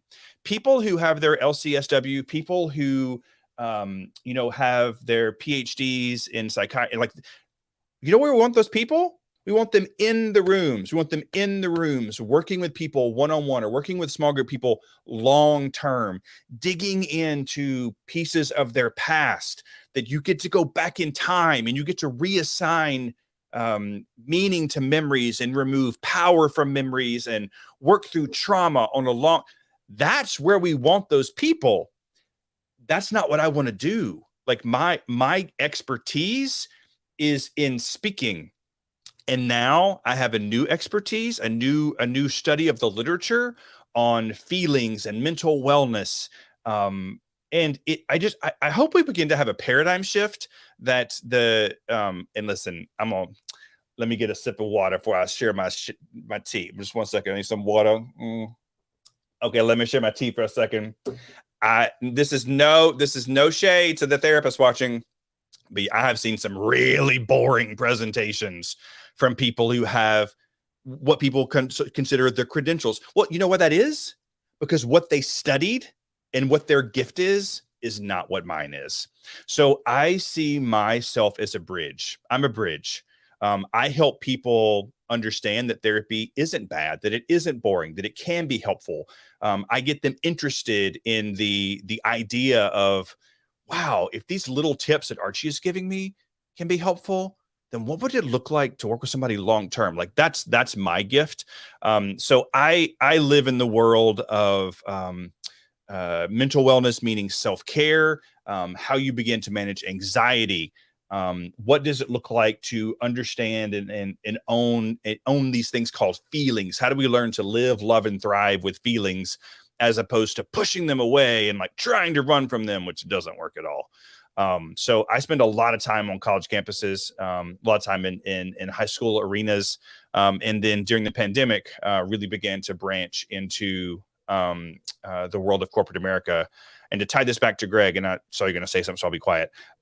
Actually, I just, the agency I'm represented by, I haven't had time to share it yet, but on December the 9th, I'm hosting a free webinar called Hope and Healing After Suicide. Because I can't tell you, I mean, I know you heard me at UAL, but even since then, I've gotten more calls from more campuses where they're losing students to death by suicide. And so I want to give something to people, because when you lose someone to suicide, it is different. It is a different kind of grieving. There's more than just sadness and sorrow and loss. There's anger and confusion and questioning and resent. There's all these feelings. And if no one's ever given you permission to have all of those feelings, you're like, no, I shouldn't be feeling angry. Yes, you should. You should be feeling all of these feelings. And so I've created this webinar that I'm going to give away to people.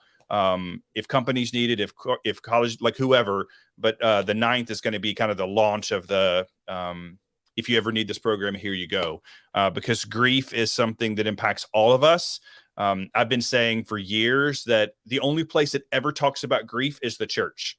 Mm-hmm. And so if you don't go to church, you've never talked about grief ever. Like maybe you watched Old Yeller in elementary school, like maybe, but otherwise we don't teach people how to grieve. It's just this thing that you figure out. And when the tsunami comes and hits you, you're like, now what do we do? And so I've taken a bit of a program that I've been doing for years and customized it more for death by suicide.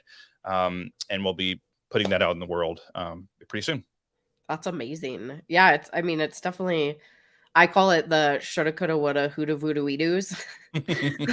Those are, because you go through all these emotions of like, I should have done this, I could have done this, like I would have if I knew. And so yeah, it's definitely like this roller coaster of emotions. And I mean, I talked about it earlier, but I really just didn't even understand what my sister was going through at all. And it was because I shut off my emotions. And like you said, I didn't allow myself to have those emotions, especially the feelings. Like the first year, I was like, I just got to keep going. I got to keep busy. I got to keep doing this.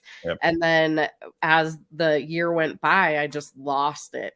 And so I love that you said, I mean, therapy, it's not a dirty word, right? Like no, you can go talk to somebody, whether it's talk therapy or it's like NLP, which is what I do, or if it's like going to your, any of your classes, like just to understand how we process. And I think the biggest thing, they're like, here's the steps of grieving. I'm like, there's not steps of grieving.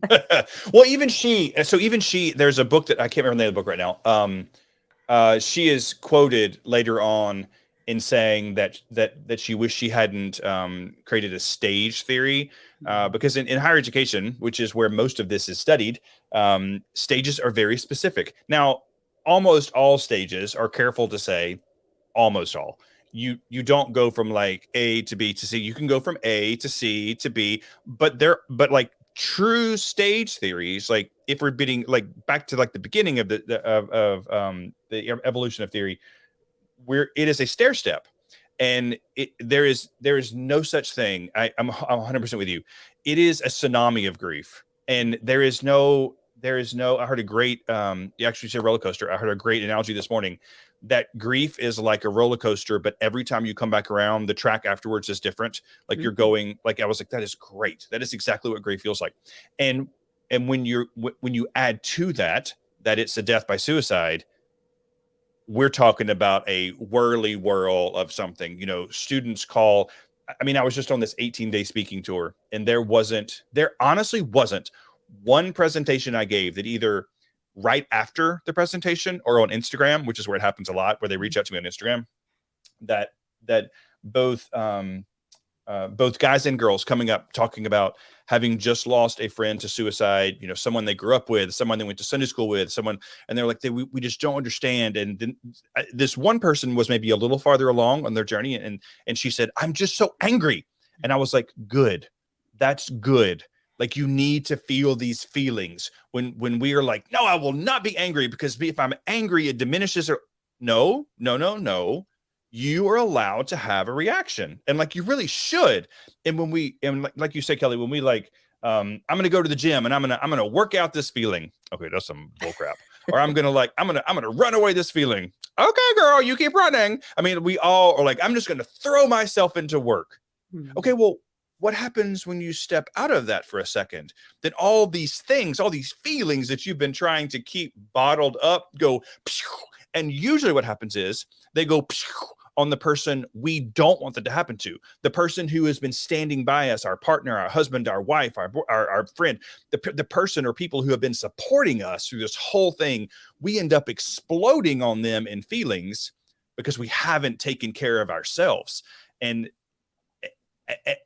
in the truest sense of the word, we as a society are grieving right now. We have all experienced loss at the macro and the micro level, all of us. Not when I speak, I say to everyone, I've not met a single human being whose life looks the same as it did in February of 2020. Not one human being. All of us have lost. And so if you're not grieving, there's a problem, because your loss is your loss. Like the definition of grief is response to a loss. It is not response to a death. It's response to a loss. So if you've lost something, you need to give yourself permission to grieve, whatever that looks like for you. It's super important. What do you, just kind of, this came to my head, but what do you feel like was the one thing that maybe helped you? I know you said that you had attempted suicide. Was there like one thing or one person that maybe helped you not, the word is not get over it, but like helped you to not take your own life?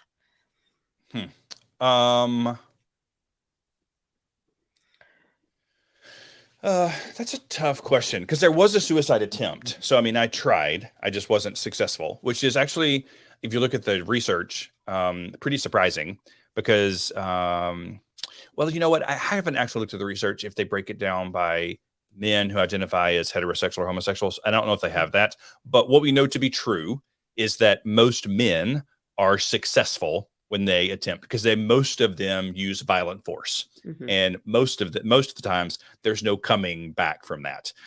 I guess I took what I know now that this is my field, to do something that many women or young people would try, which is just take a bunch of pills and like, this is going to make it work.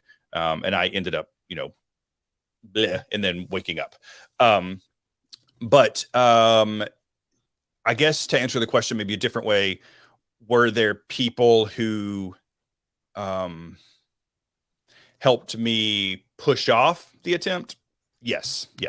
I have a dear friend in New York who is still a friend of mine, Todd, who, I mean, really was kind of my rock through so much of living in New York and being an actor and, having some success, but then, not getting a couple of things. But mind you, this entire time I have an undiagnosed mental illness. So I am just out there medicating it with alcohol and drugs. And what I love and loved about Todd is that he is just always present and doesn't need an explanation, doesn't need this is why I need you here, doesn't need this is why I'm hurting, so please be. He's just always there.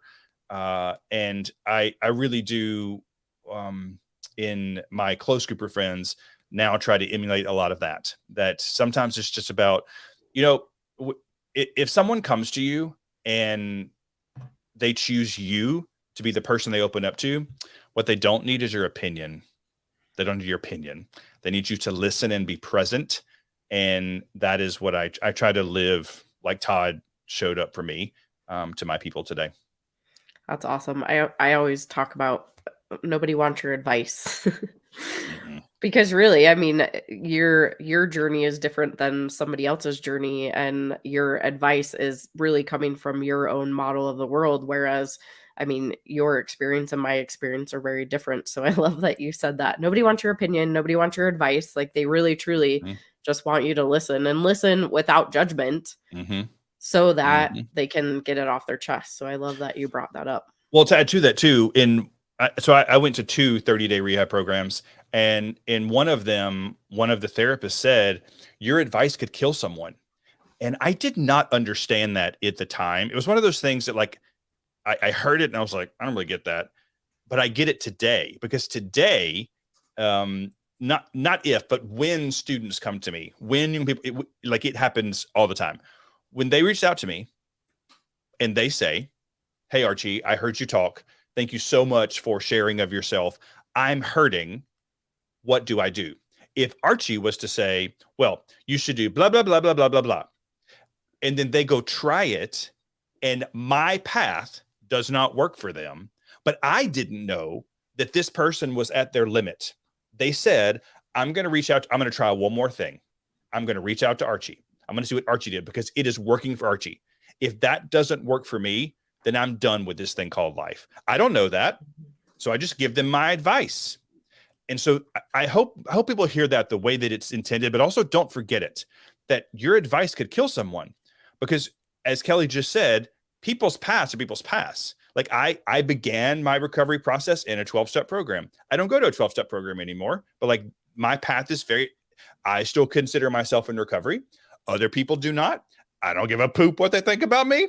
So like, this is my path, but they don't need your opinion, and they for sure don't need your advice because you don't know where this person is in their journey. So it's almost like we're giving people reasons to consider like not being here. Well, it worked for Kelly. Why is it not working for me? Well, because that was Kelly's path, and you don't know like what Kelly's you don't know anything. So what I say to people all the time is, well, listen, here's what worked for me. This is the path that I chose. How can we get you some help? Like then that's how I consider myself a bridge. Like, and if sometimes it's immediate help, like sometimes like we need to call the crisis number right now because right now. Other times it's like tomorrow we're going to link up. I'm going to get you to, and that's what we all need to be doing. Like we need to equate physical health and mental health more together. Like if somebody fell down and sprained their ankle, would we be like, oh, it's a phase. It's a phase. You'll be fine. No, we help them. Same thing. If someone's hurting, just because you can't see it doesn't mean it's not there. So help them. Okay, sprained ankle analogy, you would take them to the doctor. You would go with them. Do the same thing. If someone be like, you know what? I'm going to drive you to therapy. I'm going to sit outside. Afterwards, we'll get some lunch. We don't have to talk about anything. I'm just going to be there with you. Why don't we do that? Like make the parallels so strong that people see that we have to treat these things just the same. I love that you said that because it's just, I mean, one, we don't talk about it enough. And two, we don't think of it in that way either. It's like, oh, I can't talk about my mental health challenge, or, oh, I can't, so I love that you pointed that out. I think that's brilliant. So if anybody wants to find you, Archie, where can they find you? Yeah, for sure. So the easiest place, just go to the website, which is archiecares.com.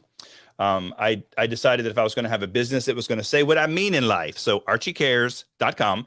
The place I'm the most active is Instagram, which is Archie_cares. But again, you can find all this on the website. All the free stuff is there. My podcast is there. All the things are there.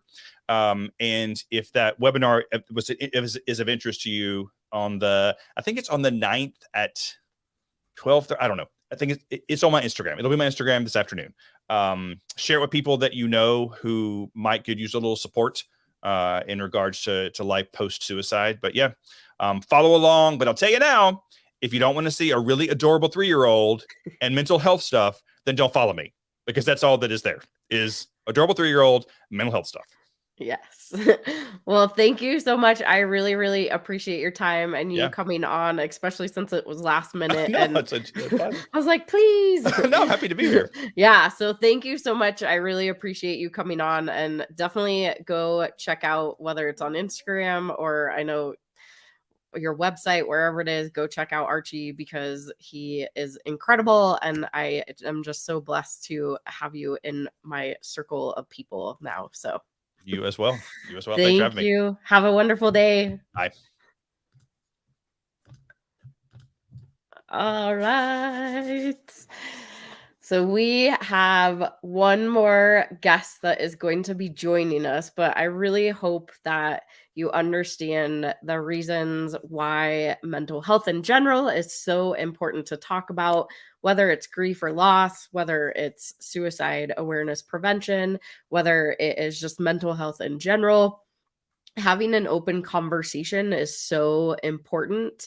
And I know I told you all my story for like an hour before. And if you're just checking this out or you're watching it on replay, please go back to the very beginning. If you're specifically only looking for some of the guests, we had Greg at right around 10:07 a.m. Mountain Standard Time. And then Archie jumped on at 10:37.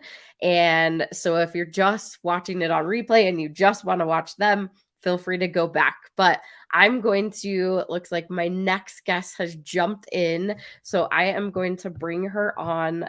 Again, this is Dr. Sarah Allen, and she is a brain gal. So I'm going to pop her in to the stream. Hi, Sarah. Hello. How are you? I'm good. How are you doing? Good. Thank you so much for joining. I really appreciate you. I just previously had Archie, who was right before you. I love him. Yeah. And then I had my friend Greg, who he is from, I've known him since 7th grade, but he's also an actor in Hamilton. So he graciously sang for us this morning. Oh, how wonderful. I Yes. missed some of that. I'm sorry I was over in the hospital, but just doing some consulting, but I'm really happy to be here. I'm glad it worked out. Yeah, thank you. I know it's super last minute, and I'm sure we're on a Monday, so not everybody's watching right now, but I know people are going to go back and watch the replay. So, Sarah, if you want to just tell a little bit about yourself, what you do, and then really whatever comes to your heart that you want to share in general about mental health or the brain or youth, whatever you feel like Oh sharing. my goodness, yes. So I'm a pediatric neuropsychologist, really a clinical neuropsychologist by training, which means that I work with brain behavior relationships. And I work with a lot of families on how to raise happy and healthy brains. I'm an author as well. I wrote a international best-selling book called Raising Brains, where we really focus on seeing your kids like little brains and not just as kids, because actually with this topic in mind, in particular, because we really want to grow strong, healthy, happy, successful brains. And in order to do that, we really have to focus on coping and adaptive skills in particular, and really thinking about what these little brains need to learn and what can we teach these little brains. And I think with the pandemic, over the pandemic, we really realized how much of an impact we actually have in those areas in particular. It's what draws me so much to all the work that you're doing and all the the curriculum you have and everything. And, you know, I did my donation, so I hope people also join me in donating to you. You know, and I thank you for consulting me on the curriculum as well, because it's just, you know, I, of course, am such a brain gal that I really always think the brain needs to be involved. And once you understand the way that the brain works, you're really able to, again, help build skills and not just manage behavior. This world has gotten so much to managing behavior, and you know, that kind of smushes kids and holds kids back. And when kids, you know, feel that way and they are not able to express their emotions and they don't have tools for those things, you know, that's when we end up developing poor mental health habits. And that's exactly the opposite of what we're trying to do here. Yeah, I love how you talk about the brains, right? When I heard you speak before, you're like, I actually think of little kids as brains. Absolutely. I just got back doing a project about music and the brain. And I just got back from Nashville and I had to travel. I got flagged both times through security because I was carrying my brains. So that's how much I think of things like little brains.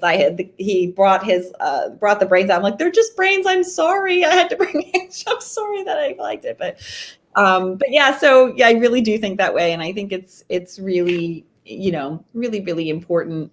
You know, and even you know, I live, eat, sleep, and breathe this kind of thing too with my family. And although they might have, you know, get frustrated with me sometimes, it really, when you start to model healthy mental health skills and healthy brain habits, you know, your kids pick up on those things too. And it's one of the reasons it's so important to me.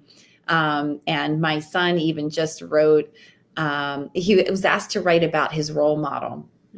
Teacher just sent it to me. He said, my mom is my role model, because I forget, I'll have to look it up. If we have time, I'll look it up for you. But something about, you know, her brain is together, or something about how organized she is, something that was absolutely like, you know, a wonderful, but crazy. But the point is, you know, that he heard it and he thinks about it. And when you start to hear yourself back out of your kids, you know, I always say better out than in when it comes to emotions, for example, you know, better out than in, because it really is the case, as we all know, you know, very specifically.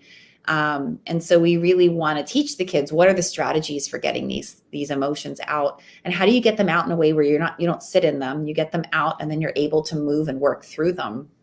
And there's some really specific ways that you can do that when you're focusing on building those skills. Yeah, it's definitely, I mean, knowing my son is 6 years old and how, the things that he picks up on. And so our old logo for BCC Evolution was the suicide awareness ribbon. And so every time he sees a ribbon, he's like, Mommy, BCC Evolution. So it's cute how they associate those different things. And I really appreciate your help on the module about the brain, because for whatever reason, my brain was not wrapping around the information. And I'm like, I need Sarah. So It's so complicated, but it doesn't have to be. And I think the translation of that, it's again, one of the things with your curriculum that's so wonderful is it's the idea of here's what you need to know and how to support kiddos. That's the most important thing. If people want to know more, of course, you can inspire them to go and look more. But I've studied the brain for over 15 plus years. And, my whole goal is to translate that really efficiently and effectively to people. So you don't have to go study it for 15 plus years, but you can use that information to move forward. And Archie and you and me, and we've all had our own life experiences. And I think that once you have some traumatic events or some major life experiences, you just realize the importance of teaching these coping and adaptive skills and teaching these brain health and wellness things early on, because like you said, they do hear you, they do pick up. You'll start to hear it. My Carter will say, better out than in, Mommy, and I'm like, I know. Okay. She's putting you in check, huh? Exactly. And even my daughter, who I think we've talked about this before, but 11 going on 16, I always say she's like a firecracker. You still occasionally will hear, something I've said that she'll say back to me, or something like that. So even when you think you're beating your head against the wall and you're not getting anywhere, you're still getting somewhere. So yeah, it's definitely, I mean, coping is something that everybody knows that we need to do it, I guess, but we don't always have the skills. And I know I was telling Archie, like, I called the shoulda, coulda, woulda, hoodoo, voodoo, we do's. And it's like the coping skills of, well, I should have done this, I could have done this, blah, blah, but how do we like build in these skills? And I think that's why your work is so important, because you're getting them early versus when, as adults, we have a harder time learning, and the brain when they're younger is so, I was going to say absorption, but that's not the right word, but they're so moldable. Right. And yeah. I think what you just said about being adults too, I think I've seen the adults, the moms that I work with, the parents that grew up where things were swept under the rug. Everything's fine, just sweep it under the rug, we're not going to talk about it. Those are the ones who have the hardest time when something difficult happens in their life, and then also with their children, because there's no skill building there. And really it starts with emotions, with understanding emotions, with understanding how you feel. If you haven't done that by the time you get to adult, you don't even know what the feeling is, if you're having one, because you're so used to kind of holding them back. I call them like swallowing the emotions. I do it sometimes where I'm just like, I just can't do this right now. So I pull it back down. And once you get really good at that, it's really hard to be able to first go figure out what emotion is. A lot of times we work from behavior, especially with kids. If a kid is ornery or getting really upset or lashing out, kids speak with their behavior. So a lot of times they're telling us something's going on. The problem we have is there are kids that don't outwardly show that to you, right? The quiet ones, the ones that do it all inside their head. My daughter is actually more of an internalizer, where my son's an externalizer. So I can always tell when there's something going on with my son. And they're like, okay, I see that. Let's talk about this. But with my daughter, it's more getting quiet. It's almost, I have to pay when I haven't heard from her in a while. That's when I have to kind of go back in and check in and start to help her pull it out, because she'll be a little cranky, but she won't know why. She won't know where the emotion came from. She won't know exactly what's happening.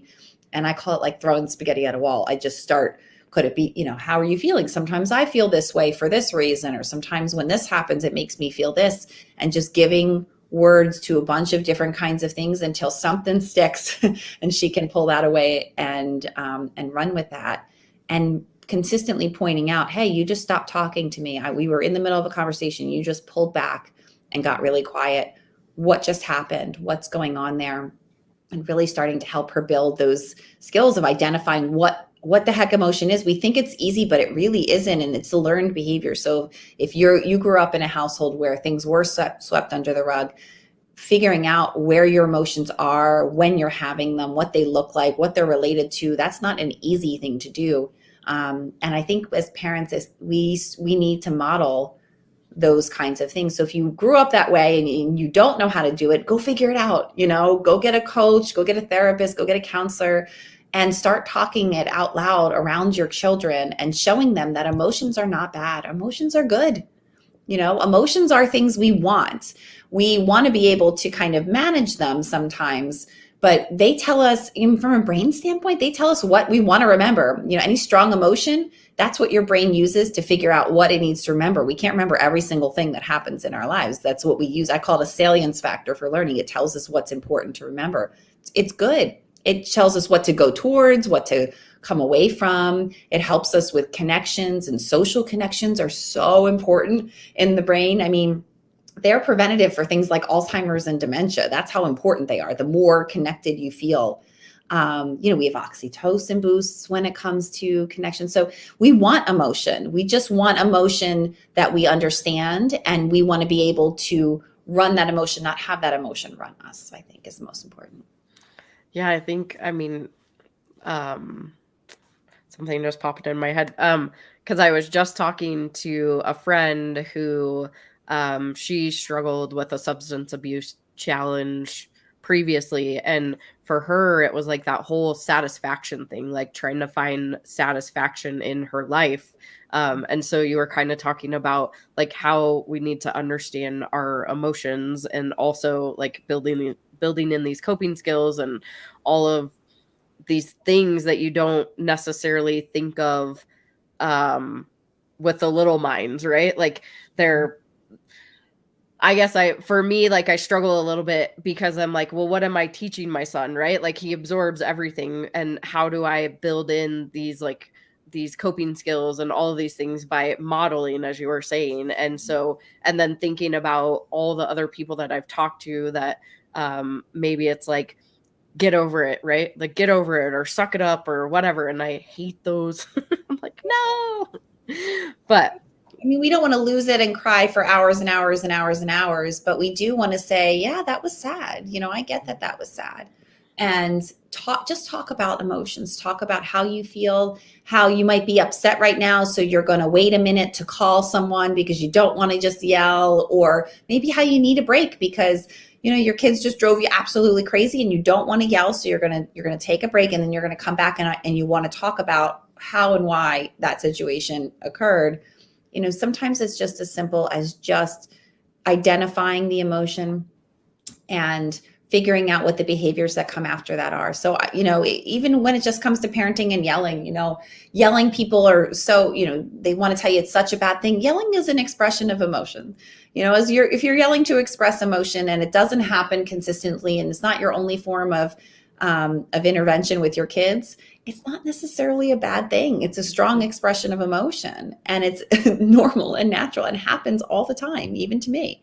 And so to be able to say, I got really angry because I've asked you 7 times to pick up that toy and you have not listened any of those times. It makes me feel like you don't care about me because I'm telling you this is important to me and you're not listening to me. And that makes me very frustrated. So by time 7, I feel like I get so angry that I just have to yell, and I don't like doing that, but that's what happens. So how do we fix this? How do we work on our relationship? Because you understand that this feels like you're telling me that you don't care. And most of the time when you say it that way, a kid will say, well, that's not it. I just got distracted, or you asked me in the middle of my game or something like that. And you can say, okay, well, why don't I say, can you wait? Do you want me to say, you have 5 more minutes to play the game and then tell you? Do you want me to make you end the game? Do you want to pause the game when I talk to you and go do the thing and then come back? You can work with your kids on those kinds of things, but that discussion and expression of emotion is the most important thing. So don't shy away from them. And when you're expressing them and when your kids are expressing them, it's okay. Allow it to be okay. It's okay to get upset. It's okay to yell. It's okay to be happy and to shout and to be excited. And we don't want to smush any of that. We just want to kind of modulate and regulate it and allow you to feel in control of those things sometimes. And then when you feel out of control, to allow you to figure out ways to get back into control. I love that you say that because sometimes if parents are feeling like they're a bad parent because maybe they're yelling or whatever's happening, right? I love that you said it's an expression of emotion and we all have those emotions, and it's how after the fact of when you have the conversation. But I also love that you said allowing them to have a voice, right? Like I talk about that a lot, is like being able for everyone, whether an adult or a child, but specifically children, allowing them to have a voice, because otherwise they're never going to build in like these coping skills or the understanding of their feelings. So having that voice, I think, is really, really important. And we have to remember, obedience is for dogs. We're not dogs, rats. Like we're not raising a rat in a wheel. We're raising a person with thoughts and feelings that need to know how to work with that, how to have relationships, how to interact with their world. So that isn't a black and white thing. We went very hardcore at some point to full behaviorism, reinforcement, punishment, Pavlov, very strict. And I think there's a strong place for behaviorism. I recommend it all the time. I use it with my children all the time. But there's also, it has to be an understanding that these are people, and we're trying to raise kids with a lot of depth to them, and there's a lot of subjectivity in the world, and there isn't always the one right answer. And so if we're just requiring listen for the sake of listening, that's going to get us and them in trouble at some point. If they always listen to whatever the authority tells them to do, or even whatever the person in their world tells them to do, then there's no self-expression there. There's no finding out what's important to them. And they're likely to get off on the wrong path very quickly. You mentioned substance use earlier. A lot of times that is, a self-medication option, and we want people to, I know we said don't shy away from yelling and emotion, but also from pleasure, right? The brain likes to feel good. We're not saying don't feel good. We're saying find good, healthy ways of feeling good too, right? So when your kids do things over and over because it feels good to them, or you do something over and over because that feels good, that's a normal, natural brain pattern. We want to work with those patterns. We want to keep helping our kids find good and adaptive ways of feeling good, so they don't go seek that out later. And when you add these behavioral methods that just smush, and they must just comply, and they have no control, that's where you're going to start to get that self-medication effect, and they're going to start to seek things out in negative ways.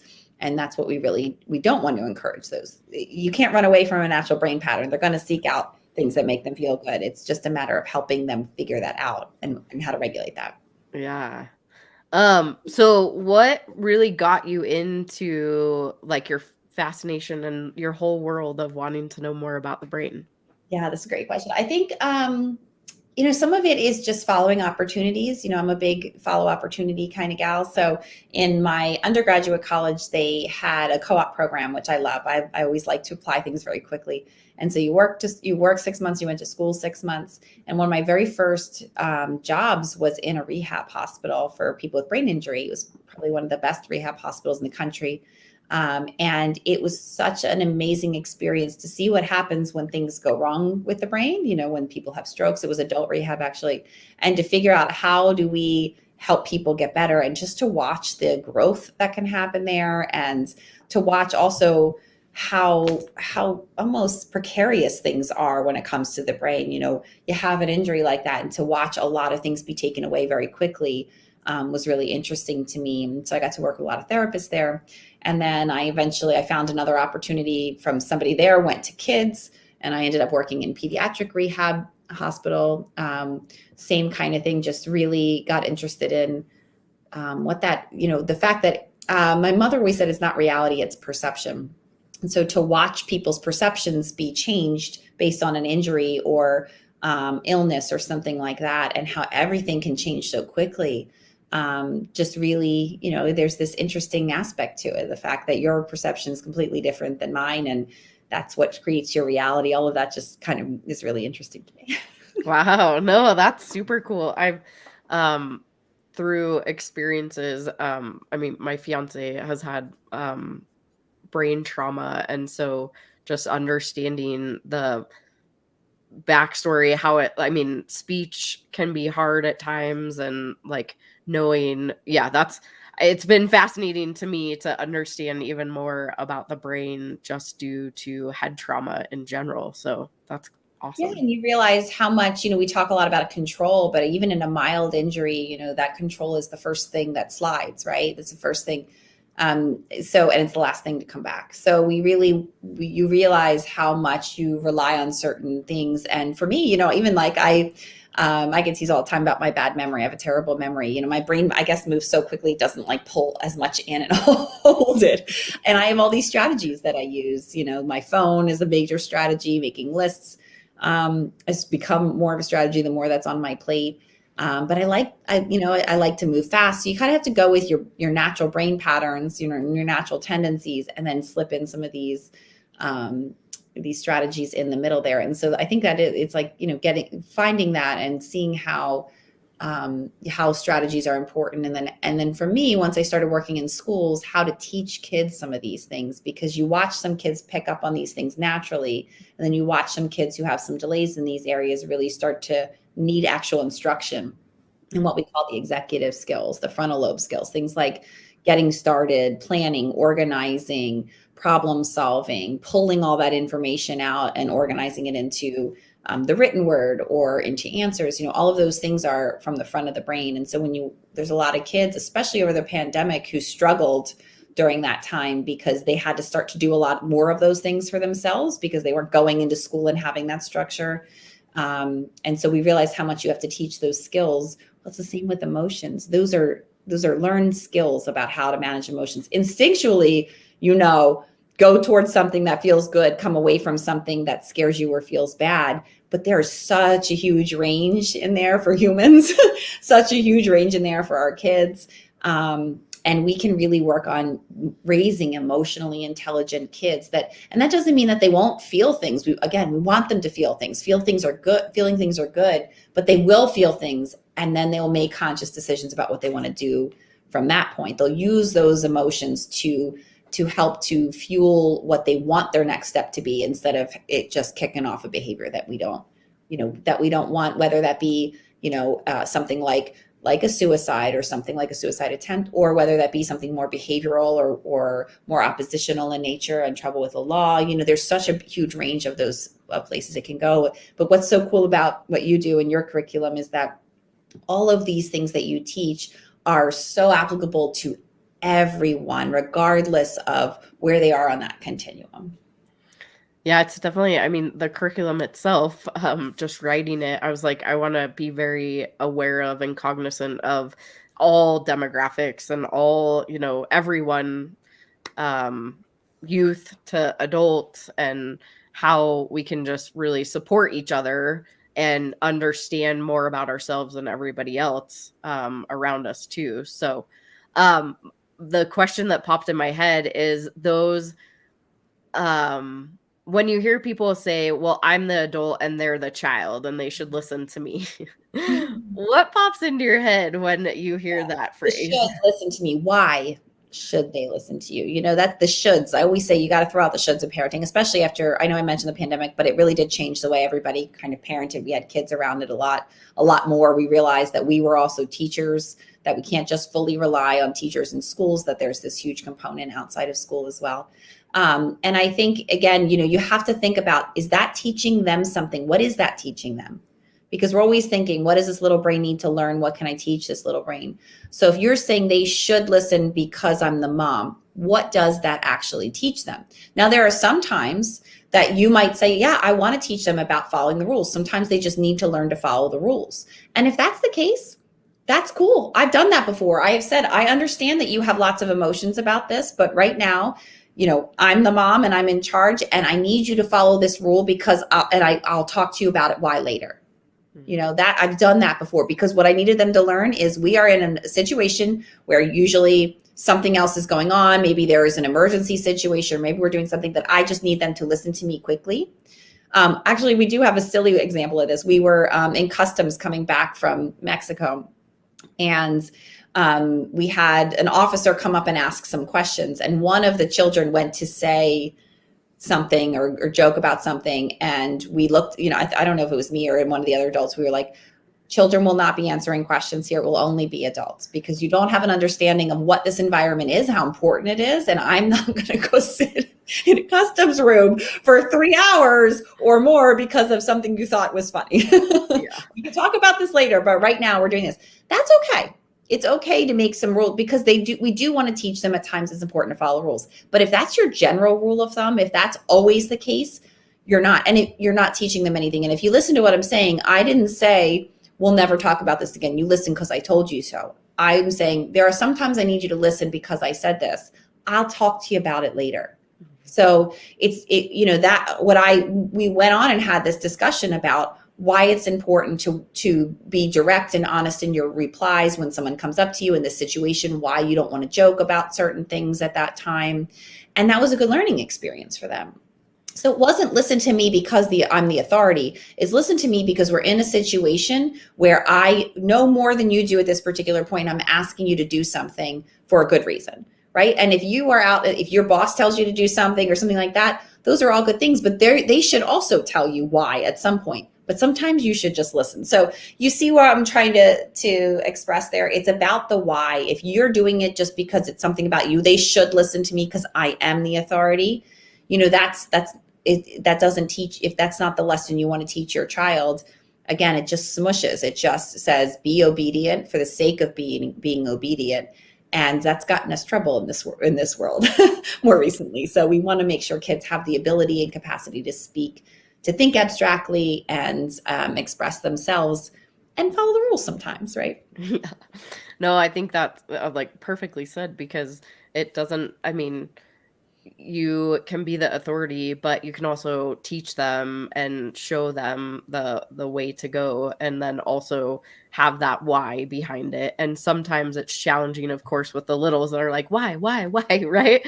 But if you can give them enough reasons of the why so that they really truly understand, then you'll be raising all these brains that understand emotion. So you don't want, the whys, especially at a younger age, right? They drive you crazy. You start to tune out the sound, right? Because there's constant sound. Even my son, who is now 10, will at some points be like, sorry, mom, because he just starts speaking or saying something and realizes that he's just making noise for the sake of making noise, and it's driving everybody else crazy. So, it's totally normal and natural to be driven crazy by the whys. And I'm not saying answer every single one of them. I'm saying, pick your battles and make sure that the way you're responding is based on what your little brain needs and not based on a feeling that you have about what they should or shouldn't do. Think about what they need to learn and then respond in that way. Yeah, I think all of this, it's such an important conversation, because my grant team brought to me a whole bunch of stats, and now, suicide is the first leading cause of death for 10 to 14, at least in Colorado. And so it's if youth in general don't feel like they have an outlet and they aren't able to have a voice, then that's the unfortunate choice that they make to complete suicide. So I love having these conversations about how can we be a better human in general, but also a better parent, so that we're modeling and showing that it's okay to have emotions. It's okay to have a voice, and understanding that they need to learn something like you talked about. So, and look, I'm sure every community has this, but I'm looking out the window of my office and I'm looking at yellow ribbons, because we just had a little boy commit suicide in our area. And this, I would think we had another one more recently. And this has been a really difficult time. And, I think I would challenge people to have some conversations with their kids. And I can tell you the kids in my, immediate sphere each had different responses. One was like, that's ridiculous, Mom. Why would I want to hurt myself?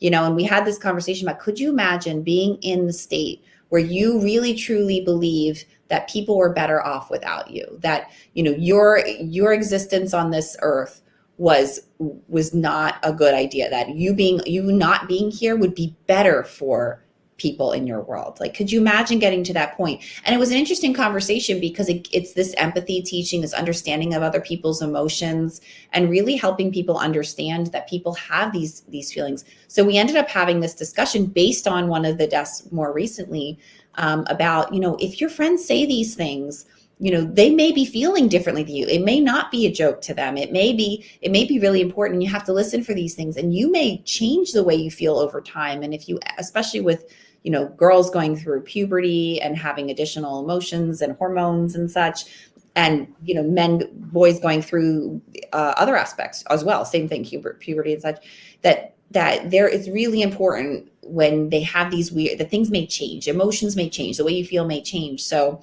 as difficult as it is to have the conversations with your kids, I know a lot of times it happens and people do that, sweep under the rug. Oh, don't talk to the kids about it. I would say do the opposite. Actually have those conversations with your kids. I bet you it doesn't scare them as much as it does educate them about keeping their eyes open, and allows that an open communication with you. Yeah, definitely. I know even with my son being 6, I had to have a conversation with him last year about guns. And I was like talking to a 5-year-old about safety of guns. And then also now he's getting a little bit older and he asks more questions about like how my sister died. And so having the open conversation, I think, is really important. So, Sarah, I greatly appreciate your time today. Can you just let everybody know if they want to find you, where they can find you? Yes. So I have a website called Brain Behavior Bridge. So you can go to brainbehaviorbridge.com, and we really focus on bridging that gap between behavioral sciences and brain sciences. So we have lots of projects there. You can find my book, Raising Brains. You can find my group, my parent group. It's mybraingal.com. We'll take you right to that group as well. And, you can join the community, and it's Dr.Sarah L. Allen, SarahLallen on Instagram. If you're interested in following us too, we give a lot of tips, and we have a great community available there too. So.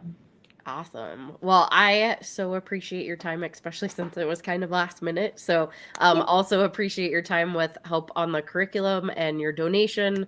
And I am so grateful to have you in my sphere of amazing people that I can reach out to. Donate, everybody, please. This is such a worthy cause. And I would really, I did a little bit to help Kelly reach her goal, but she's going to need some more. So help her out. Yeah. Thank you so much. Thank you. Bye-bye. I'll see you soon. Bye. All right. Well, that was amazing. Hopefully you had a great experience with all of our guest speakers today. So that wraps everybody up. Again, the reason why you're here, the reason why you're watching is because we are raising $10,000 for BCC Evolution. This is our Online-A-Thon. You got to hear my story, my experience, what BCC Evolution is all about in the first hour. Then you had the amazing Greg Trico join us, tell his story about his grief journey, the loss of his husband. He knew my sister, and then he sang for us, which is brilliant and amazing. And then we had Archie, the feelings guy, on, and he told you more about mental health, why it's important, shared his journey and his story, and let us know that Broadway actors don't normally sing on their day off. So we graciously got a treat.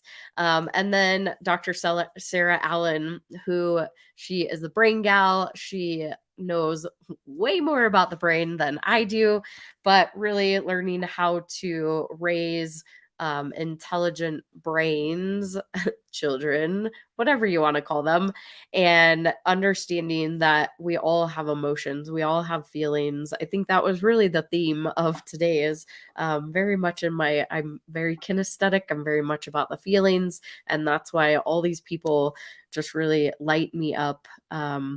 But we are here to raise awareness, bring this conversation that nobody likes to talk about, but it's okay. It's a great conversation to have. And then bring the education. So again, all of the funds go towards our curriculum, specifically breaking the cycle of trauma, and then the offshoot, which will be for middle school students. This also allows us within this week to get onto a platform that ultimately is going to help launch us into all of the communities versus just where we're at and being able to reach. And then it also allows that education to get completed, launched, all the things that BCC Evolution is trying to accomplish this year. And speaking of last year and the pandemic and everything that happened, it was a lot slower, and so we're not as far as we wanted to, but we've brought on amazing team members that are willing to follow this journey with us and get us into where we need to be. And so that's what we're doing. That's why we're here. So there's two ways. The link is in the comments. You can also text BCC donate to 44321 as you see on your screen. And just make sure when it sends you the link that you click on the link and you finish your donation that way. Just getting the link doesn't do anything. You actually have to complete the donation process. And again, BCC Evolution is because Carrie cared. Evolution is we're ever evolving. We really truly believe that we can empower people to get educated and break their silence about their mental health challenge so that we can build this army of everyday people that can assist those in needs. We're really trying to make mental health matter because it does matter. And I was just on a podcast the other day, and one of the stats that he pulled off the website was 5 in 5 of us have mental health. Mental health is really just your brain. Like it's your brain and your whole being and everything. It's not just a mental health challenge or a mental health illness. We need to get away from talking about mental health in general, in like generals of being an illness or diagnosis. And the other thing that I'd like to challenge you is that even if you are diagnosed with an illness or disorder, it doesn't define you. It doesn't make you who you are. You are a person first, and you may experience or live with this mental health challenge, but it doesn't have to define you. If you think about those that are diagnosed with cancer, they can live for years and years and years. And just because they give you a timeline doesn't necessarily mean that that timeline is actually your answer, right? Same goes with mental illnesses or disorders. Just because you have a label now, it's more of an understanding. It's really like, now I know a little bit more about what is actually going on with myself, my being, everything, but it doesn't have to label me and it doesn't have to put me in a pigeonhole, right? You are a person first that maybe experiences or lives with this mental health challenge or disorder, illness, whatever you want to call it. And the other thing, again, like I was saying, is that we all have mental health. It's not a dirty word. It is a word that's important to talk about, and we should be going to our general doctors just like we do, like Archie was saying, we want mental health and physical health to be one and the same. They are one and the same. And so why not have that conversation, whether it be with your family, your friends, your general doctor, whoever it might be. Think of your mental health as part of you, because it is. So this wraps up our Online-A-Thon, our first Online-A-Thon. You can donate at any point in time. Again, these funds are going towards education, and it's text BCC donate to 44321 and or click the link. And yeah, we just really, really appreciate those of you that have already donated, and also those of you that have stuck around and watched for this whole time frame. That is awesome. If you are just watching now or catching the end, if you want to see any of the special guests today, Greg came on at about 10:07 a.m. Mountain Standard Time. Archie was with us at 10:37 Mountain Standard Time, and Dr. Sarah Allen was on at 11 a.m. Mountain Standard Time. So go back, watch the replay, donate now, share this with friends, family, whomever you want to. And I just appreciate your time today. It's a Monday and I don't have anything else left. So that's all I got for you today. And I hope that this was helpful and useful. And I greatly appreciate you taking your time on a Monday to watch. I know there's been a couple people that have stuck through the whole time. So I really graciously appreciate you. And don't forget, give yourself some grace. Your journey is your journey. And nobody else can tell you how, when, where, shoulda, coulda, woulda, who'da, voodoo, we do's. It is your journey, and ask for help if you need help. There are lots of people all around you that would be willing to help. And if we can save lives by educating the masses, that is what we are all about. And what I say is we open our minds, hearts, and mouths. Together, we can make mental health matter. So thank you so much. Have a great day.